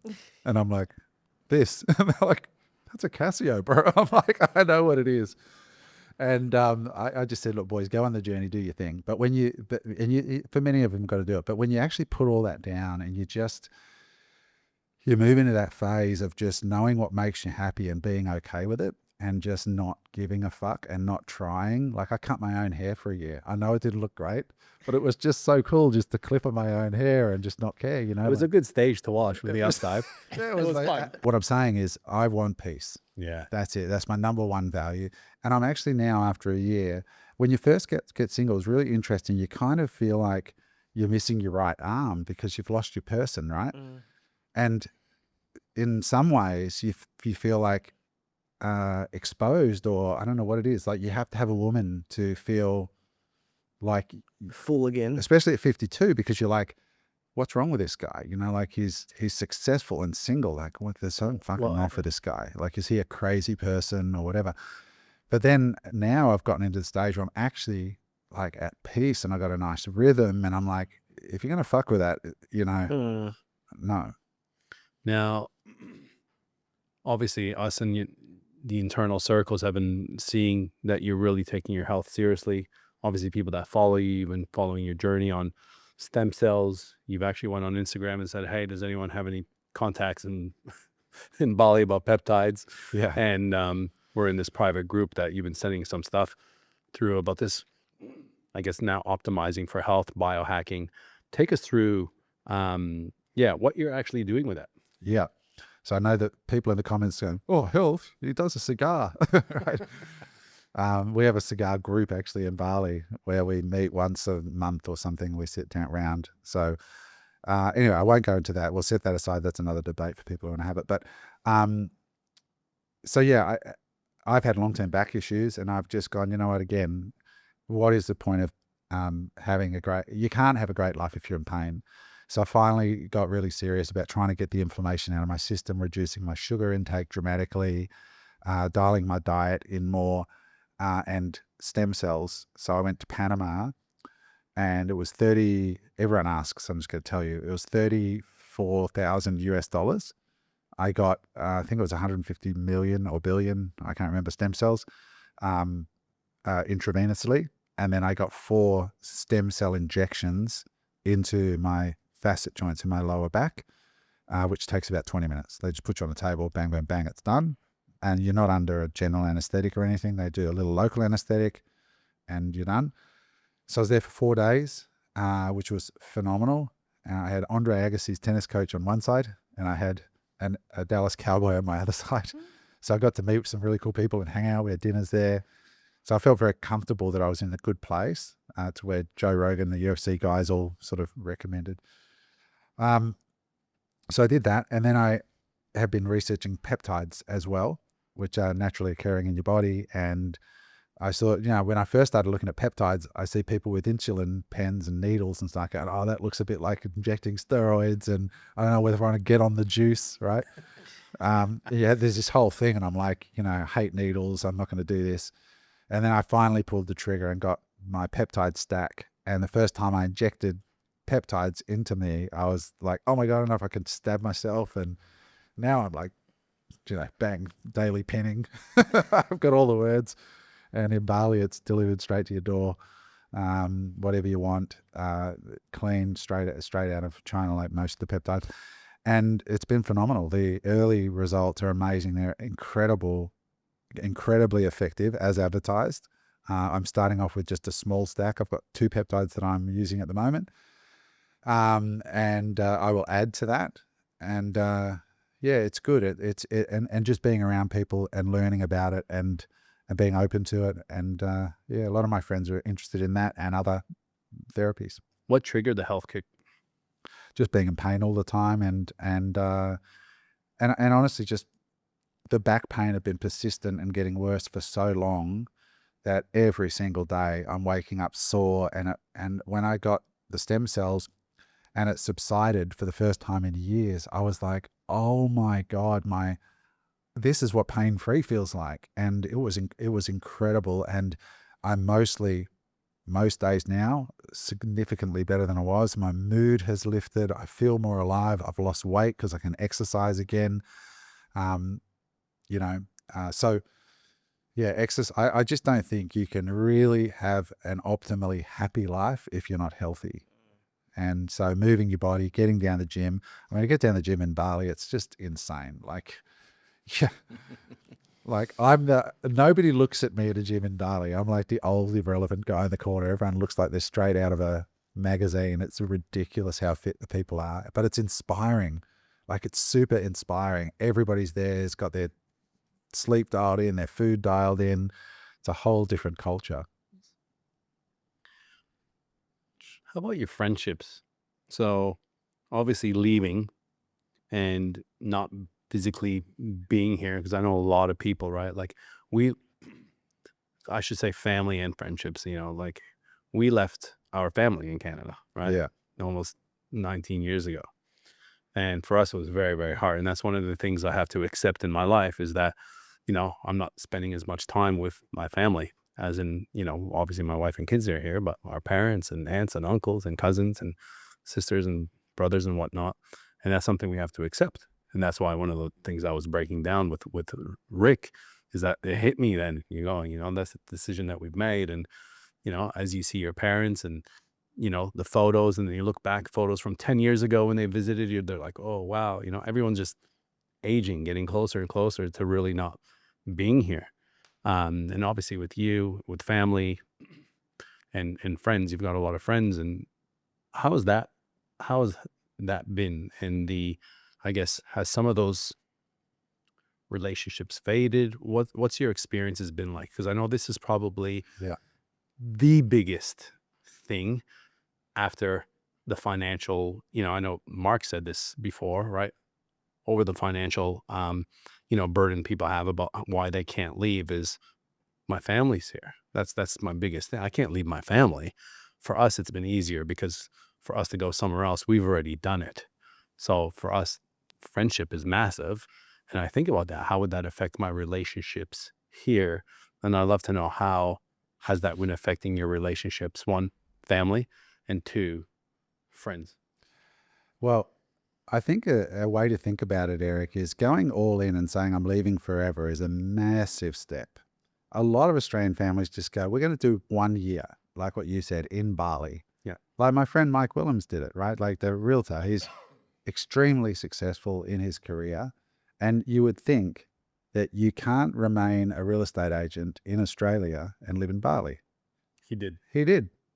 And he made just as much money as he did before because he's an auction-based agent. So he would come home every 6 weeks for the auctions. He would handle his calls from his insane villa in Bali, which was literally insane, beautiful villa. And he and his wife and because he had a child later in life when he was 50, I think, around that age, was his first child, only child, little Louis. And they went and had a year in Bali. And he DMs me all the time now. He says, brother, I'm watching you in Bali, man. I just got to get back there. It's like, I miss that place so much. And interestingly, the villa we've got right now is like 50 meters from the villa he was renting. But I mean, that villa that he was in was like 180 grand a year rent Aussie, just to give you an idea, right? But they did 1 year there, and they made incredible memories. And because they've rented such a great villa, the grown kids from his wife's previous marriage would come over and hang out, and a lot of his friends would come over. And they're back in Australia now, but they did a year. I think everybody should do a year overseas, just 1 year. And I almost universally, I don't think I even have met anyone that's done that and said, No, that was bad. that was the worst thing I ever did. They always go, fuck. And then they look back and go, man, I want to do that again. But then life gets in the way and they get into the routine and the groove and then they're stuck again. So I would think, don't do it all in one hit. But also I'd encourage you to think about the concept of quality time. And one thing about moving away, so many people take for granted, they're like, oh, my family's here. But how often do you really see that family? Like, they're nearby, but when do you really see your family? And if you're really serious about it, like, how often do you do a video call with that family member that you couldn't do from Bali or from Vietnam, or wherever it is that you decide, that place you've wanted to go? I have a guy that is looking to come around the pod, move his family to Vanuatu, and that's where they are. So I think it's about like really testing those I couldn't leave my family statements and go, what if we were there for 1 year and we committed to coming home twice, and our close friends, we said, if you can't afford to come, you come to us because it's not expensive. We'll fly you out or whatever. Just test it and play with it. And you might be surprised at the answers that you get back. I can definitely vouch for that quality over quantity of time. Like when we were living in Melbourne, we would visit my parents, and like everyone would be there, and we would, have to get there and then eat dinner, and then we'd have to go to get the kids back to bed. And it's like, you never really got to have a deeper, meaningful conversation. Now that we live in Byron, all of our parents kind of come 2-3 times a year and stay 4 to 5 days or a week, and we get to spend that whole time with them, waking up with them every single day. And there's something really special about waking up, eating with people, and going to bed in the same house, which I'm sure you're experiencing at the moment with your mates.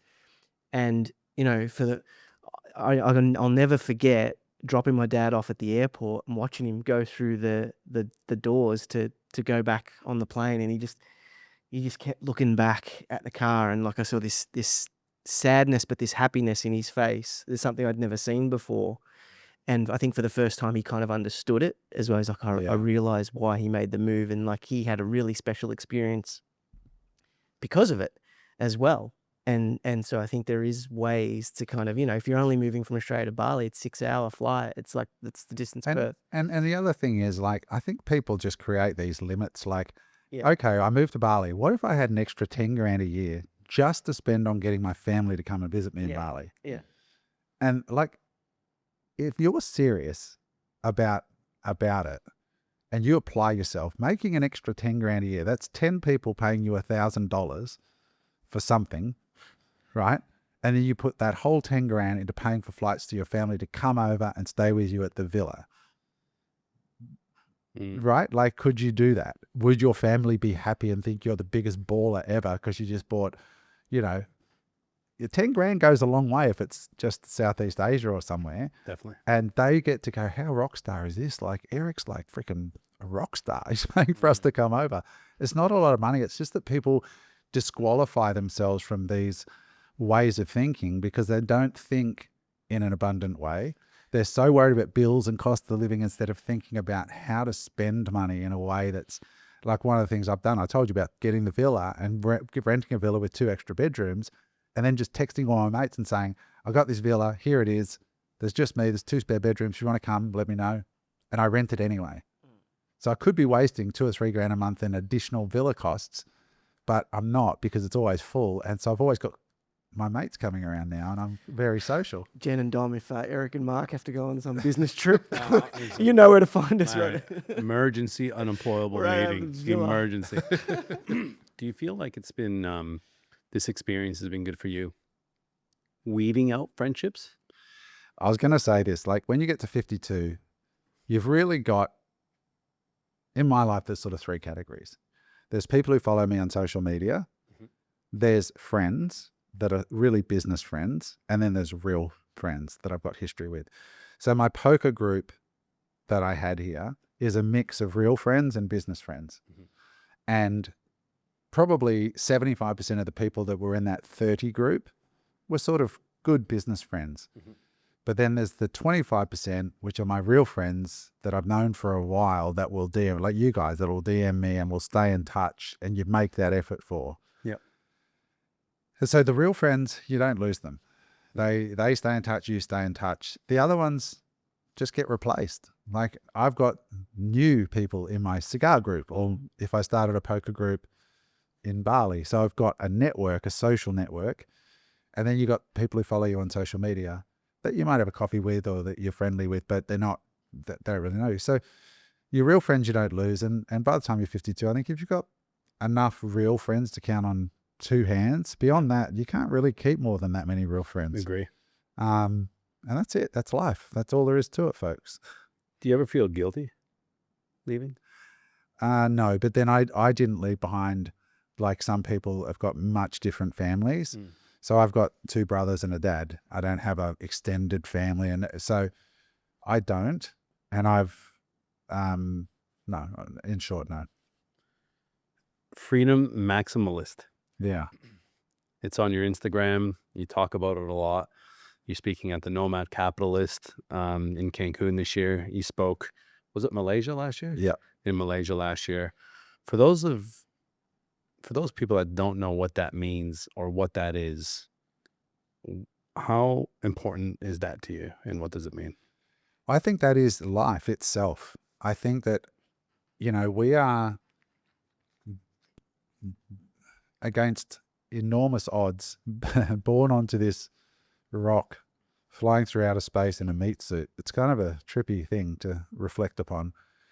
And I just think there's so many people that are going to die. And when they get to the next form of consciousness, if there was a God who would say, or she would say, dude, you missed it. Like you missed your own life. Right? And I think a lot of people would resonate with this, that if they died tomorrow, they would go, fuck man, I was so preoccupied with all this shit that I didn't have that moment on the scooter in Bali where you're just going, how fucking good is this show? Like this moment right now, the smoke coming over the rice fields and the color of the light, and the feeling of the wind going through my hair. Like Rick does this thing in the coaching with me. He said, Adam, I want you to open this door in the deepest part of your heart or your mind. And inside behind that door is the eternal, peaceful, all-knowing essence of Adam, that part that is connected to the universal, that is part of everything. And I want you to invite that part of you forward to inhabit your limbs, your senses for a moment. And I want you to look at the world and think about what it would be like for that eternal spiritual force to get to experience life through you for a moment. And it's just such a powerful way to frame it, right? I did have an experience which is quite profound years ago when I went to Africa, and I was on the Zambezi River, and I got flipped out of the whitewater rafting boat, and I got sucked to the bottom of the river and nearly died. I literally left my body. I had an out-of-body experience. I was held under for too long. And I remember looking down on the river, completely conscious, totally calm, going, oh my God, I did not think I would die like that at this moment in my life. How are they going to bring my body back to Australia? Who's going to tell my girlfriend at the time? Mum and dad, they're going to be devastated. I'm having all these completely rational thoughts outside of my body. It was wild. And I think that shaped that Freedom Maxi thing, because I really got an insight into the difference between that eternal, free, sacred, and it's why I'm a big Bitcoiner and why I get pissed off with, not just pissed off and mildly annoyed, but morally I feel violated when people steal from other people or do the wrong thing, because when people steal money, money is exchanged for time, and time is a sacred gift from God or from this spiritual source that we all have. And when you do that, you are basically saying, I have the right to take this inalienable gift that is beyond all government and everything else. So I'm not saying you shouldn't pay taxes, but I'm just saying you should expect that they're treated with respect and not abused and stolen through fraud and all the rest. So a freedom maximalist is just somebody that believes in the maximum amount of freedom, let people do what they want to do. I put that post up. I always wear a helmet in Bali, but the photo that I put up, I didn't have a helmet on. And I wrote, some people commented, and I said, look, what I love about Bali is that if somebody wants to be stupid enough, like I was in this photo, to ride around a motorbike without a helmet on, well, it's their head. We've got enough dickheads on the planet. Let's lose a few.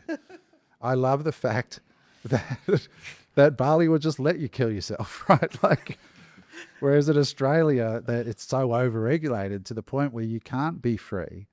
You know what I mean? Like, if somebody wants to smoke pot, I don't care.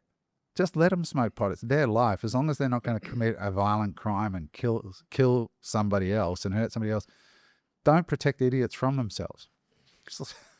Just take the warning label off and let you take its course. I was in 7-Eleven at Labrador not long ago. There was a guy there buying a packet of cigarettes, and on the cigarette box it had like a foot with 2 toes missing, and it said gangrene comes from like smoking. And the guy said, this silly bastard shouldn't be smoking with his feet. I was like, keep smoking, champ, carry on. Oh, gosh. So, Adam, what do you actually feel that you're actually like free from? What does that actually mean? Well, I'll speak to entrepreneurs mostly and investors. I think just most of our audience. I think we seriously underestimate the amount of stuff we have on our plate and the amount of stuff we're jamming into a limited amount of bandwidth. Like, I look at you and I look at the businesses, the deals, the properties. When I'm around you, I get anxiety because your phone just does not stop. Mm-hmm. Like, you are constantly either calling someone or someone's calling you. Like, you're a deal maker. You're in the middle of it all, right? Yeah. It's not an insult. Yeah. That's just you. Yeah. Like, you're just an operator. At the moment. At the moment, yeah. But I got to a point where I went back to an exercise when I was having my anxiety and everything in Los Angeles. I had a therapist who got me to write down a piece of paper right in the middle, you, the word you with a circle. And then over here, just do one circle out here and go, business. What are you thinking about? And oh my God, like, just like once the pen started moving, I'm thinking about this staff member, about this issue. And I had 5 businesses. So you can imagine. She goes, okay, now let's go. Is that everything? I'm like, yeah. And I'm like, oh my God, like, it's just out like this. And then I go over to family. What are you thinking about family, health concerns, different things. And then you see it all in front of you over these bits of paper, and you go, oh my God, like, no wonder I am feeling anxious and stressed. But the moment I did it, I could feel my blood pressure starting to drop and the anxiety started to drop because finally my subconscious had put it all onto paper. Now, as a business owner and a guy that owns some industrial buildings and different things, there's all these things I was dealing with, bills coming in. Like, every property owner, property investor in Australia knows when rates come in, right? Like for you would have had $100,000 worth of rates bills, right? All come in at the same time from the Gold Coast City Council, right? Then you got power bills, and you got this tenant's not paying. Then you've got boom, boom, boom, boom, boom.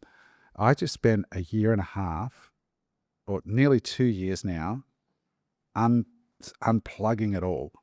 Like, I'm free from it. Do I need this bank account? No, close it. Do I need that structure? Close it. Do I need, it took me nearly 2 years to just simplify my whole life down to now living my life off a debit card, So I think you just got to understand that if you've been in business for 10, 20 or 30 years, in my case, in investing, you've got to look at your life and go, what are my red light activities? What am I actually really dealing with? Like if I sat down with Jen and I said, Jen, how's Eric with this stuff? She's going to say, oh my God, he doesn't stop. And it's true, you don't. Yeah. Like you're constantly dealing with all the home bills and all the other stuff. So I'm free from all that now. I've just simplified my life. Like Tim Ferriss speaks about it a lot. And when we moved to America the first time, I put a sign over my door on the Gold Coast and it said, simplify. And I learned this from Tim Ferriss, and I cut my life down to eventually 3 suitcases. And man, the amount of bandwidth that opens when you close all the companies, get rid of all the investments. Now I've dematerialized my life. I don't have tenants anymore. I don't have any mortgages. I don't have any of that complexity. And now I don't have tax. When do you think that's a good time to do that? Like you obviously been in business for 30 years. You've made money, you've lost money, you've made money, you've lost money, you've made money. Obviously, there's a lot of people out there that are still in building phase, like you hear, right? Like you hear the, 30s is when you go hard, and 40s is when you make your real money, and then your 50s is when you can start chilling out. Like there's all these, again, Western philosophy, right? The Western way of life. And there'll be people that'll be like, yeah, easy for you to say, you've already made your money. Now you can do that. The people that haven't made that level of money, the people that, have $1 million or, 500 grand, whatever it is. And they're in, do they keep building? Do they where can people draw the line in the sand? What questions do they need to ask themselves to, is it a stage in life more than it is the decision they have to make right now? Like where do you think that line gets drawn in regards to you need to build, get to here, and then go do that? Or is it something more deeper than that?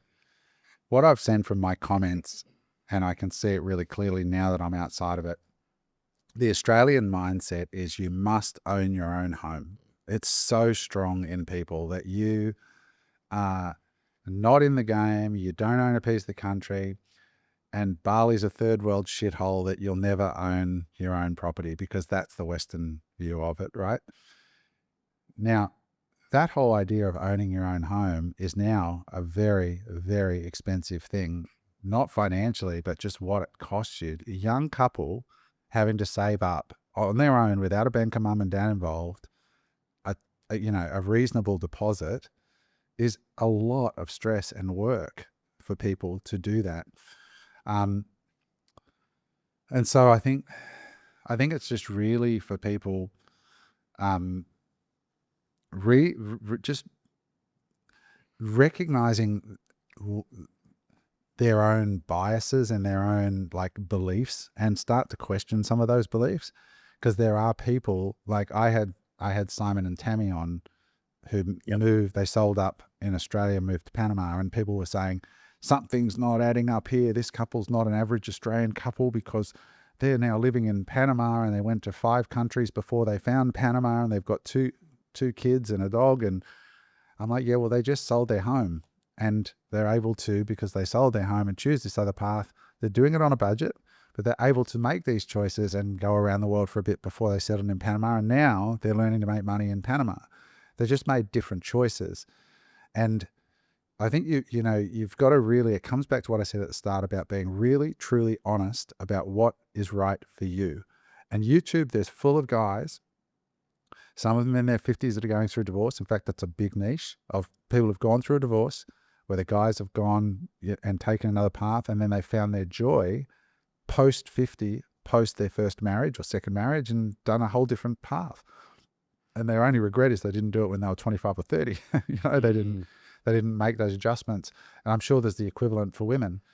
But I think if you just really start to think about what makes me authentically happy, and to realize what has been driven into you about what success means and what you're optimizing for, you'll come up with some really interesting potential answers. But I think we are largely in prisons of, I have to own my own home. I need 1 or 2 investment properties. And if I don't have that, it's like we always joke, about Asian people who say that their kids are raised, if you're not a doctor and you're not a lawyer, you're a worthless Asian, right? Like, that's, my Asian friends tell me that universally. Well, in Australia, if you're Australian, if you don't own your own home and own a couple of investment properties, you're not making it in life. You're not on the property ladder. You're never getting anywhere. Or that's partially because of the cost of living and the high taxes in the country, right? Right. Like it's that, not just a prison of our own making, it's a prison of the Western way that our country has gone. It's not just the Western markets. A lot of the world doesn't prescribe to that way of thinking. Like in France, they don't necessarily say you have to own your own home. It's not top of the list. Like, it's, even when it comes to investment, you should have a diversified portfolio. They have a different set of values, right? Americans, it's more about entrepreneurship than home ownership. Like, owning your own business is the aspiration in the US, right? I know, because I've lived there. Yeah, it's a big percentage here is property, right? Australia, I that's it. did this recently. I think it's like, 65% of, it's close to 65%, somewhere around there, of Australians' wealth is in real estate, whereas in the US it's like 40. But the problem is it locks you in too. Like, so these young people are like going into massive debt to live in a spot they have to live there. They're in debt, and now they're working for the bank. So they work their nuts off to get the deposit, and then they work their nuts off to keep the bank payments up. Most of the first 5 years is interest to the bank. So they're giving up huge tranches of this sacred part, thing, and they're doing it at the time in their life when they can take on the most risk and maybe have more adventures and different things. So where do you think people should be putting their capital? Like, this isn't financial advice, but again, like, I think to myself with the properties that I own, like, yeah, but if I sell them, they're going to be worth X amount in 10 years, right? Like, this is I went through the same thing. right. This is my cycle in my mind, right? Like, it's like, yeah, okay, sell everything. It's like, okay, yeah, you can sell everything, liquidate, and know how much you're going to have, but I'm going to regret it. Right? Like this is And it is scary the because story in my mind, right? Yeah. Like, yeah, go put it, yeah, but you can put it in something at 10% and do the compound calculator and a compound annually, and you'll never be able to spend the money. Yeah, but still, yeah, but that's because like, that's because you haven't really done that work, or you've really thought about, you're so addicted to the chase still, Yeah. right? And you love the vibe and the chase and and all that time.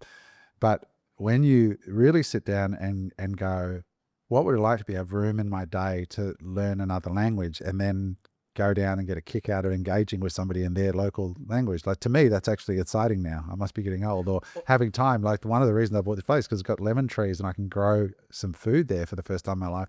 I'm really looking forward to like picking some lemons and whatever. But it's going and going, like where you're at, Eric. If you liquidated now and just put it into a diversified portfolio, you might have like a growth bucket where you have like, okay, I'm going to put some stuff into Nvidia and Tesla and these high growth things, and then I'm going to put a bunch into just the index. Dude, you're done. Like, you are so done. Just before I came here, a kid came up to me on the street in Bali, and I was waiting for a haircut, and he saw me sitting at the front, and he said, "Hey Adam, can I talk to you over the blah blah blah?" He said, "I've done really well." And I said, "How much money have you got?" He said, "I've got 5 million. And he was like, I said, "How old are you?" He said, 26. I was like, "You got $5 million at you're 26 and you're not a drug dealer?" He's like, no, I've just done well. He said, "What should I do?" I said, "Well, the first thing that you should understand is that you are done." And he goes, "What do you mean?" I said, "Brother, from today on, never risk that $5 million. if you just get a compound calculator out and you just invest that in the index and take maybe a little bit into a growth bucket, you are going to be worth a shit ton because you're 25 and you've got the gunpowder. Just let time do its thing. He goes, but I'm too young to retire. I said nothing about retiring. I said from today on, that $5 million goes in. Maybe take $100,000 to speculate into some, and he got it through being in a business.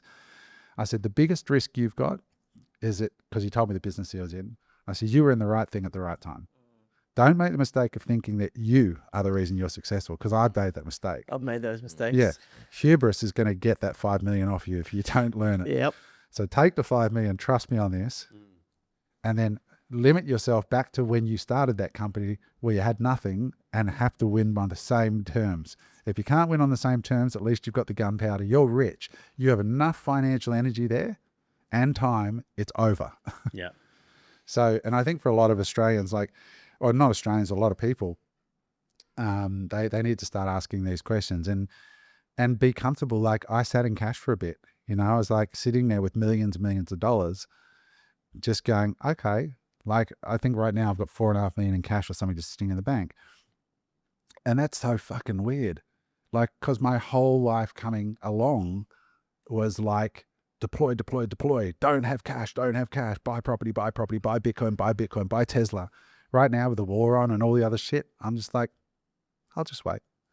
I've got to pay for my house with some of that in France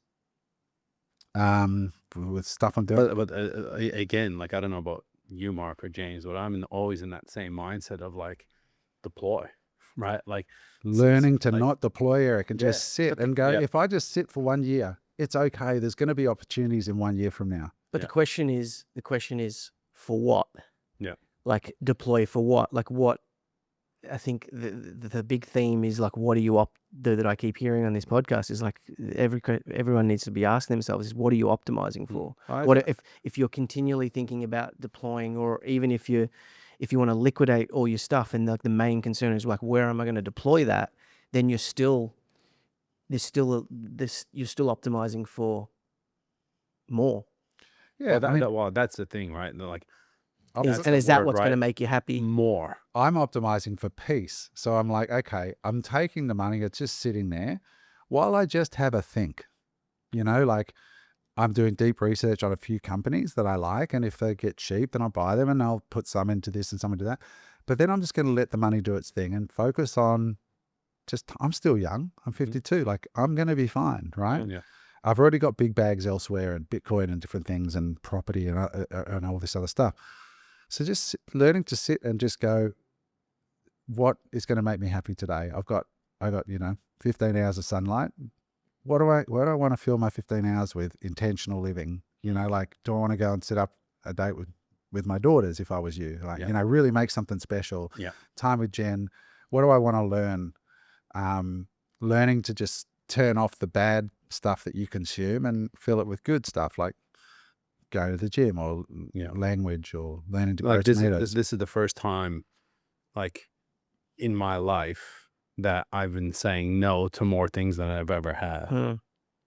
Like we talked about this earlier, right? I just said no to that. Let's just wait on that. Just because now, like, maybe it's you that's inspired me. I know there will be obviously a fair bit of inspiration from you, and just even hanging out with Mark more and just the way he thinks. And it's not just about having more, but I have other friends that have heaps more, and they're just on a different level, and that's what they enjoy doing. And they sometimes couldn't think of anything other than fifth gear all the time. And again, everyone's different. And you think they enjoy it. Yeah, the person. Yeah, that's the person. You don't know that they do. It's like that Hormozy addiction or the Grant Cardone addiction. It's like, he tells a great story. They tell a great story that they enjoy it, but we don't know that for fact. Well, what happens is, right, you build things, right? That becomes their identity. And it's an identity, but once you build a monster, you can't just stop. Like, I have friends that have businesses now. Like, we have a large business in the e-com, and it keeps growing and acquiring and new businesses and reinvesting. And like, it's very hard just to say, stop. Like, you've built it. It's an engine that needs to be going. every single day. You're responsible for hundreds of people and families. But you and the could rest sell, of it, you right? could sell your steak. No, I understand that. But what I'm saying is in people in general, right? And this is where I think you have to really think about the style of business that you're in. And that's why I've always liked to collaborate, right? And have partners so that way I can go on holidays and come back and know that, you know, the wheels aren't falling off. But like, again, it goes back to asking yourself those deep It's questions. the old saying, right? One yes has to be defended by 1,000 no's. Yeah. And I've spent 2 years saying no. Yeah. No. Yeah. I get opportunities all the time. How many business ideas have we had over the last 2 Millions. years? You know, I've had that many ideas, and now I'm just saying no. Like, I got an opportunity to invest in something in Bali recently. I have no doubt that the guy who's doing it is going to be successful, right? And I just went, okay, it might make slightly more than if I do option B, but Bandwidth. the risk, the bandwidth, the stress versus option B, I'm just going to choose option B. Yeah. Right. So it's that being willing to settle for less.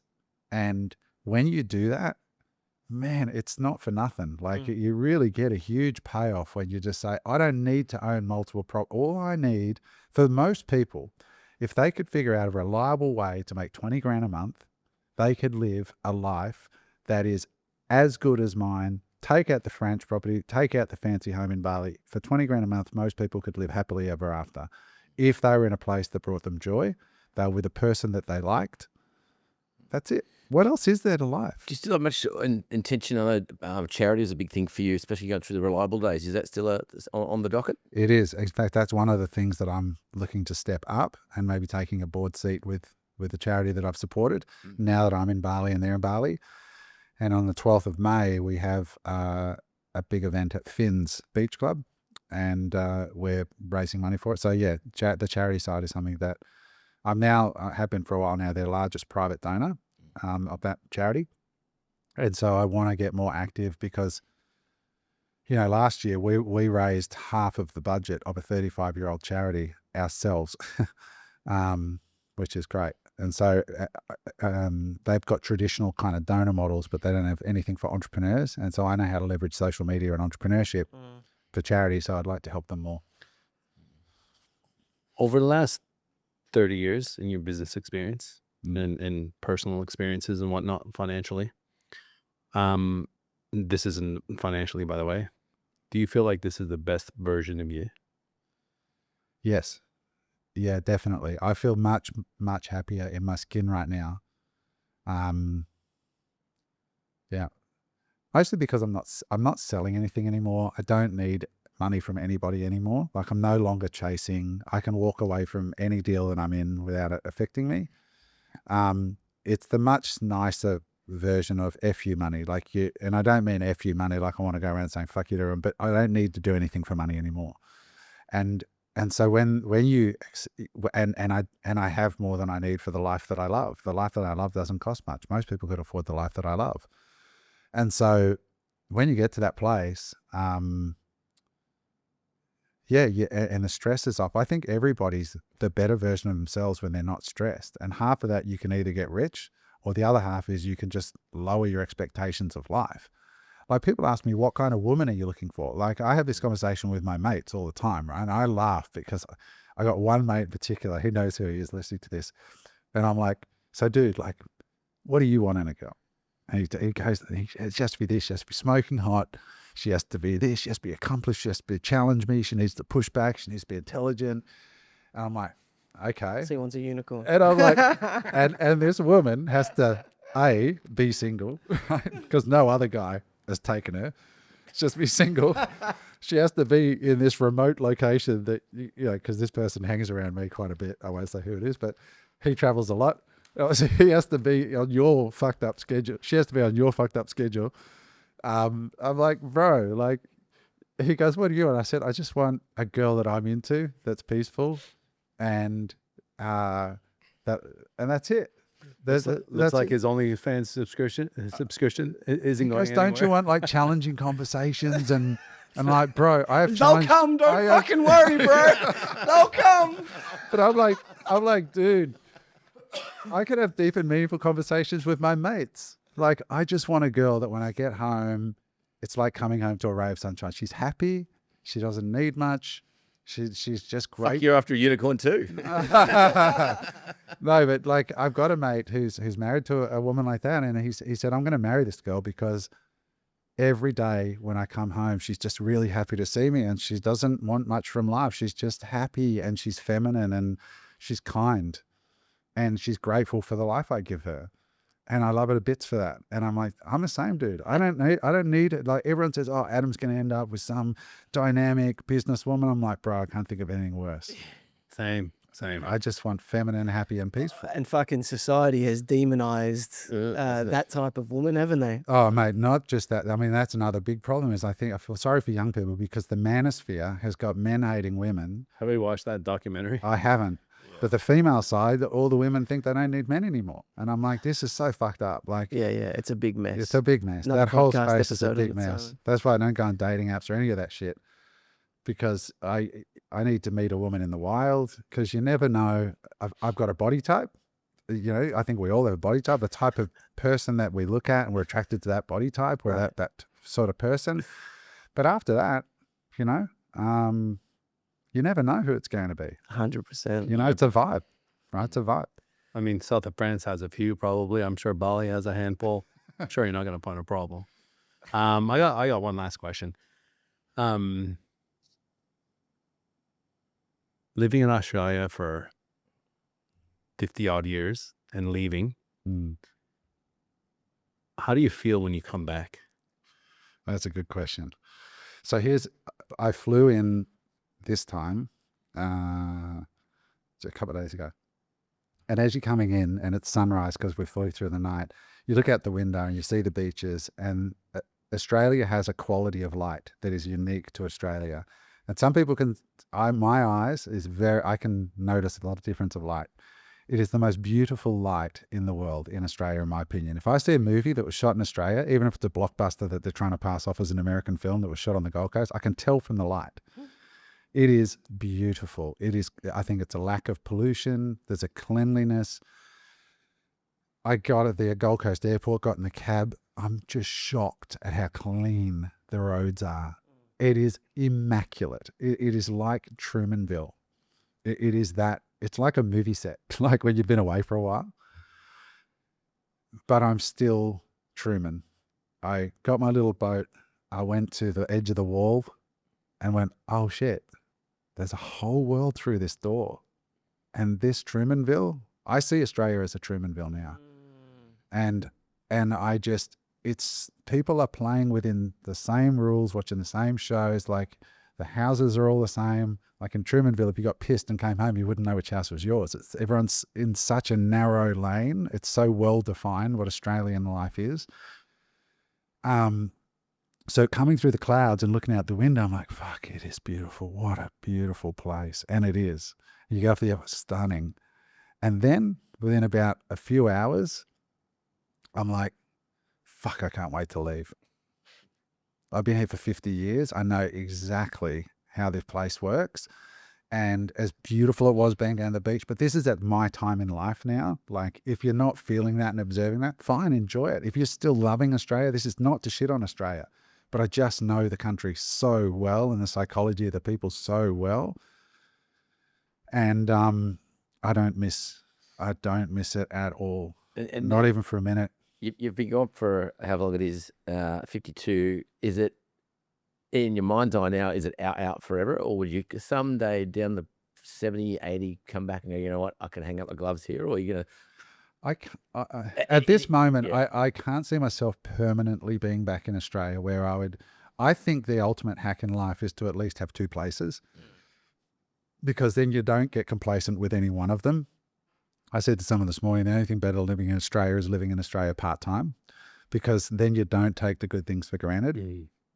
And so I think Australia it's a beautiful country. I think part of the disappointment today is I see the potential of the country. I see the Commonwealth that is not Commonwealth, right? And it has been captured, and the Commonwealth of Australia is being distributed into the pockets of the corrupt. And it's very sad. The average Australian should not be in the situation that they're in, gripping their steering wheel on the way into work, just getting rinsed left and right, working longer. You know, people clip things I say when I say I'm ashamed to be Australian, right? I said that on a podcast recently, and they clipped it and they put it at the start. Man, I got all this, hey, fuck that guy, you know, blah, blah, blah. You made your money here, yeah, blah, blah, blah, blah. blah. It was good And to then you. the other comment was come back and join the One Nation Party as a politician. God. Yeah. But they clipped that bit. They didn't hear the context, which was, I'm ashamed to be Australian because as a kid growing up in this country, I came home to a mum who was excited all day for her boys to come home from school. And I'd open the fridge and mum would say, Addie, what do you wish was in there? And I'm like, cream buns. And I knew the next day there were going to be cream buns in that fridge. And I loved my mum, and so did my brothers, deeply, because we were so bonded, because we grew up in a time where you could buy a home and raise a family with dad working an average job. My dad was the teacher at TAFE. Those days are gone. And so Australian kids now grow up either with both parents working, or because of the stress of money and modern life and the cost of living and everything else, and the competition that's being artificially created in our property markets through, you know, unbridled immigration. And again, people think I'm racist when I point out immigration. I'm not talking about where they're from. I'm not talking about anything else other than pure volume. We have a housing crisis, and you're bringing in too many people. More people, less houses, prices go up. Economics 101. So it breaks my heart to see it, because the knock-on effect of people not being able to own a stake in their own country is problematic. And it saddens me. And I say Australia's like the most beautiful girl in the world who's got a shit attitude. Mm-hmm. And all of a sudden she becomes ugly. It's Like just the like same guy. You can see a handsome guy who's rude or drunk, and you just go, fuck that guy. it's been a little bit like that beautiful girl who's woke. Except girls will date that guy. Girls will line up. There's a red flag. They'll charge at that guy. But you get my point, right? Like it's very sad that we have such a beautiful country that is so fucked up at the moment. I hope it fixes, but Yeah. I don't want to end it on a low No? at all. I'm just saying, to be honest with you, no, I don't. I miss some of my friends, but it actually, in some ways, it saddened me for a while, because I know privately, off camera, there's a few people who don't know me who will just say, fuck that guy, he's left, he's fled, he's gutless, he's not fighting. And all these people accuse me of not fighting. I'm going, what are you doing for fighting? I'm like, nothing. You're just taking it in the ass and you're calling it fighting. It's not fighting. But privately, a lot of people have come to me and said, Adam, you know, we're with you. We see the same problems, and we're starting to question the choices that we've made and whether or not we're optimizing for happiness in our own lives. And that's really my message to people is, even if you love Australia, could you downscale your life and simplify in some way to live a life that's more true and meaningful to you? You know, could you get a smaller home, or grow your own food, or do something that's going to bring you more fulfillment? I've got a positive question to end it on, if you don't have another question. What is your superpower? What do you think your superpower is? I think it's communicating. That's what I think I'm able to do really, really well, and actioning things really quickly. Those two things, and to a reasonably high standard. I won't die wondering. Like I will implement something. I'm not afraid to fail, and I don't take failure personally. But communicating, I think, is the thing. I'm good at. And on that note, how would you communicate people best go out there and find their own superpowers? I don't know. I think it comes down to that space. The work that Rick does through all my life. I've studied all the best of them. I've been lucky enough to meet a lot of them and travel on stages with them. Tony Robbins and Grant Cardone and Gary Vee and all these guys. And for me, Rick's my pick. You know, there's humble. That Vision Quest week is pretty profound, isn't it? It's incredible. Yeah. And I think Rick's superpower is helping.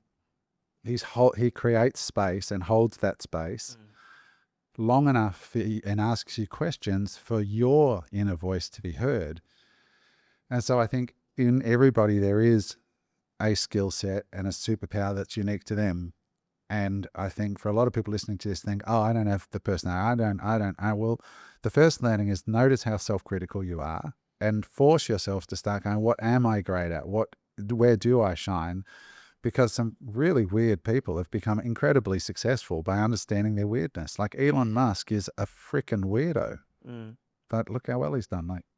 I think of, following your story for the last 5 or 6 years now and then becoming friends with you. I think there's a theme, there's a pattern, and you always go on your biggest runs after you do that soul searching with Rick, and I'm sure Rick is part of it, but it's just having the courage to do the soul searching.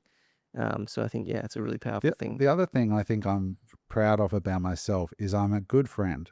Like, I encourage people. I really do. I make an effort to try and see something in somebody.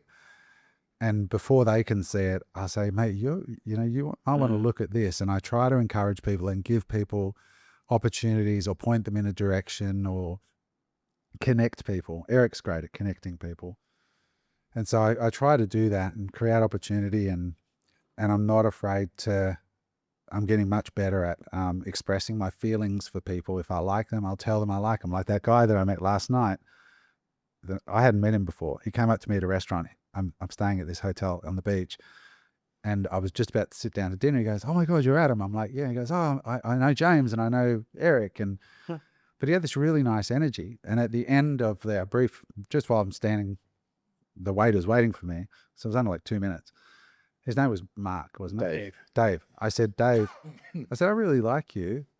And he goes, oh, I could see he was taken back. And I said, no, you've got a really good vibe, man. Like, thank you for, and I really meant it. Like, I wasn't trying to build a relationship or anything. I just said it because I felt it. And I've gotten a lot better in the last year or two after all the pain stuff. If I like somebody or love someone, I don't care whether it's a guy or girl, I just tell them. Like Tony, I remember Tony from the Bitcoin Way. I said to him one day, because I really love Tony, he's crazy as a cut snake. Like, he's totally out there, right? Like, he's so extreme with his views. But I remember sending him a voice, and I said, look, Tony, this might sound weird, but I just want to say I really, really like you, and I really enjoy your company, and I've got a short list of people that I want to build a more meaningful relationship with this year.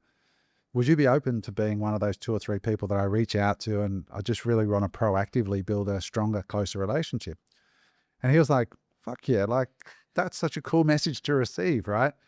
And it's changed the quality of our time together just so quickly by being able to not only think that about somebody, but actually articulate it to them in a non-homo way. Having the vulnerability to put it out there. I don't think there's anything wrong with that. But I mean, I say that because I know a lot of them met some Australian men are like, oh, that's a bit gay, mate. And like, no, bro, like, get past that shit. Like, nah, man, that's grow up and learn to communicate. That vulnerability is that's a real man. And if you ask any happy woman, they'll say that's part of the reason they're happy. If you're naked in the sauna, that's a different. And let me tell you, if you're a guy and you say this to, like, just learn to communicate. Like, if you're single, I've found even when I'm, like, honestly, if I'm getting served by somebody and I just say an authentic compliment, it leads to just natural dates or engagement or things. Like, if I'm dealing in a restaurant and the girl's lovely, I say, you're such a lovely smile. Like, honestly, you've just, fuck, man, like, it's warmed my heart. And I'm not trying to prospect them. I'm just saying it.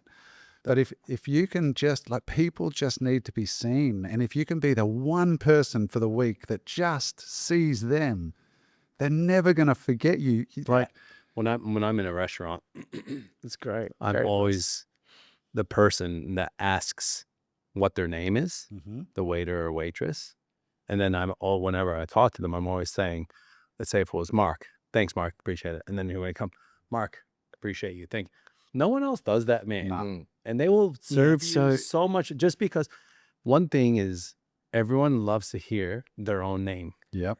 Right. And how many times do people ask that, especially when you're getting served, especially in Bali and these places, man, they'd be getting treated like rubbish, a lot of them, you know what I mean? Like in Dubai and stuff like that, like places where there's a lot of money, you'd get treated poorly. And man, just treat everybody equally, and just it improves the quality of life. It's so easy to do.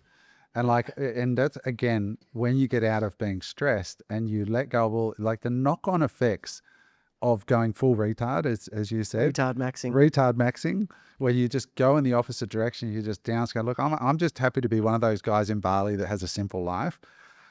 The knock-on effects is you just become such a nicer person because you create so much more space. Like I go to Alchemy and there's a lady there and her name's Daisy. And she's just got this, I don't know, she's 23 or something. She'll be young. And I watched her go down the back while I'm sitting there just on my own, admiring the light and really savoring my one coffee for the day, my iced Americano that I have.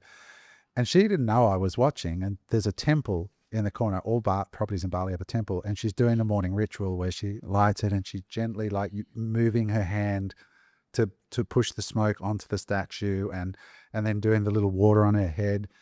And just watching the intention with which she was doing this ritual that they do every single morning. And I asked her, like, why? This is how I learned about what it is. It's about giving gratitude and thanks. As she serves me, like, she serves me my breakfast.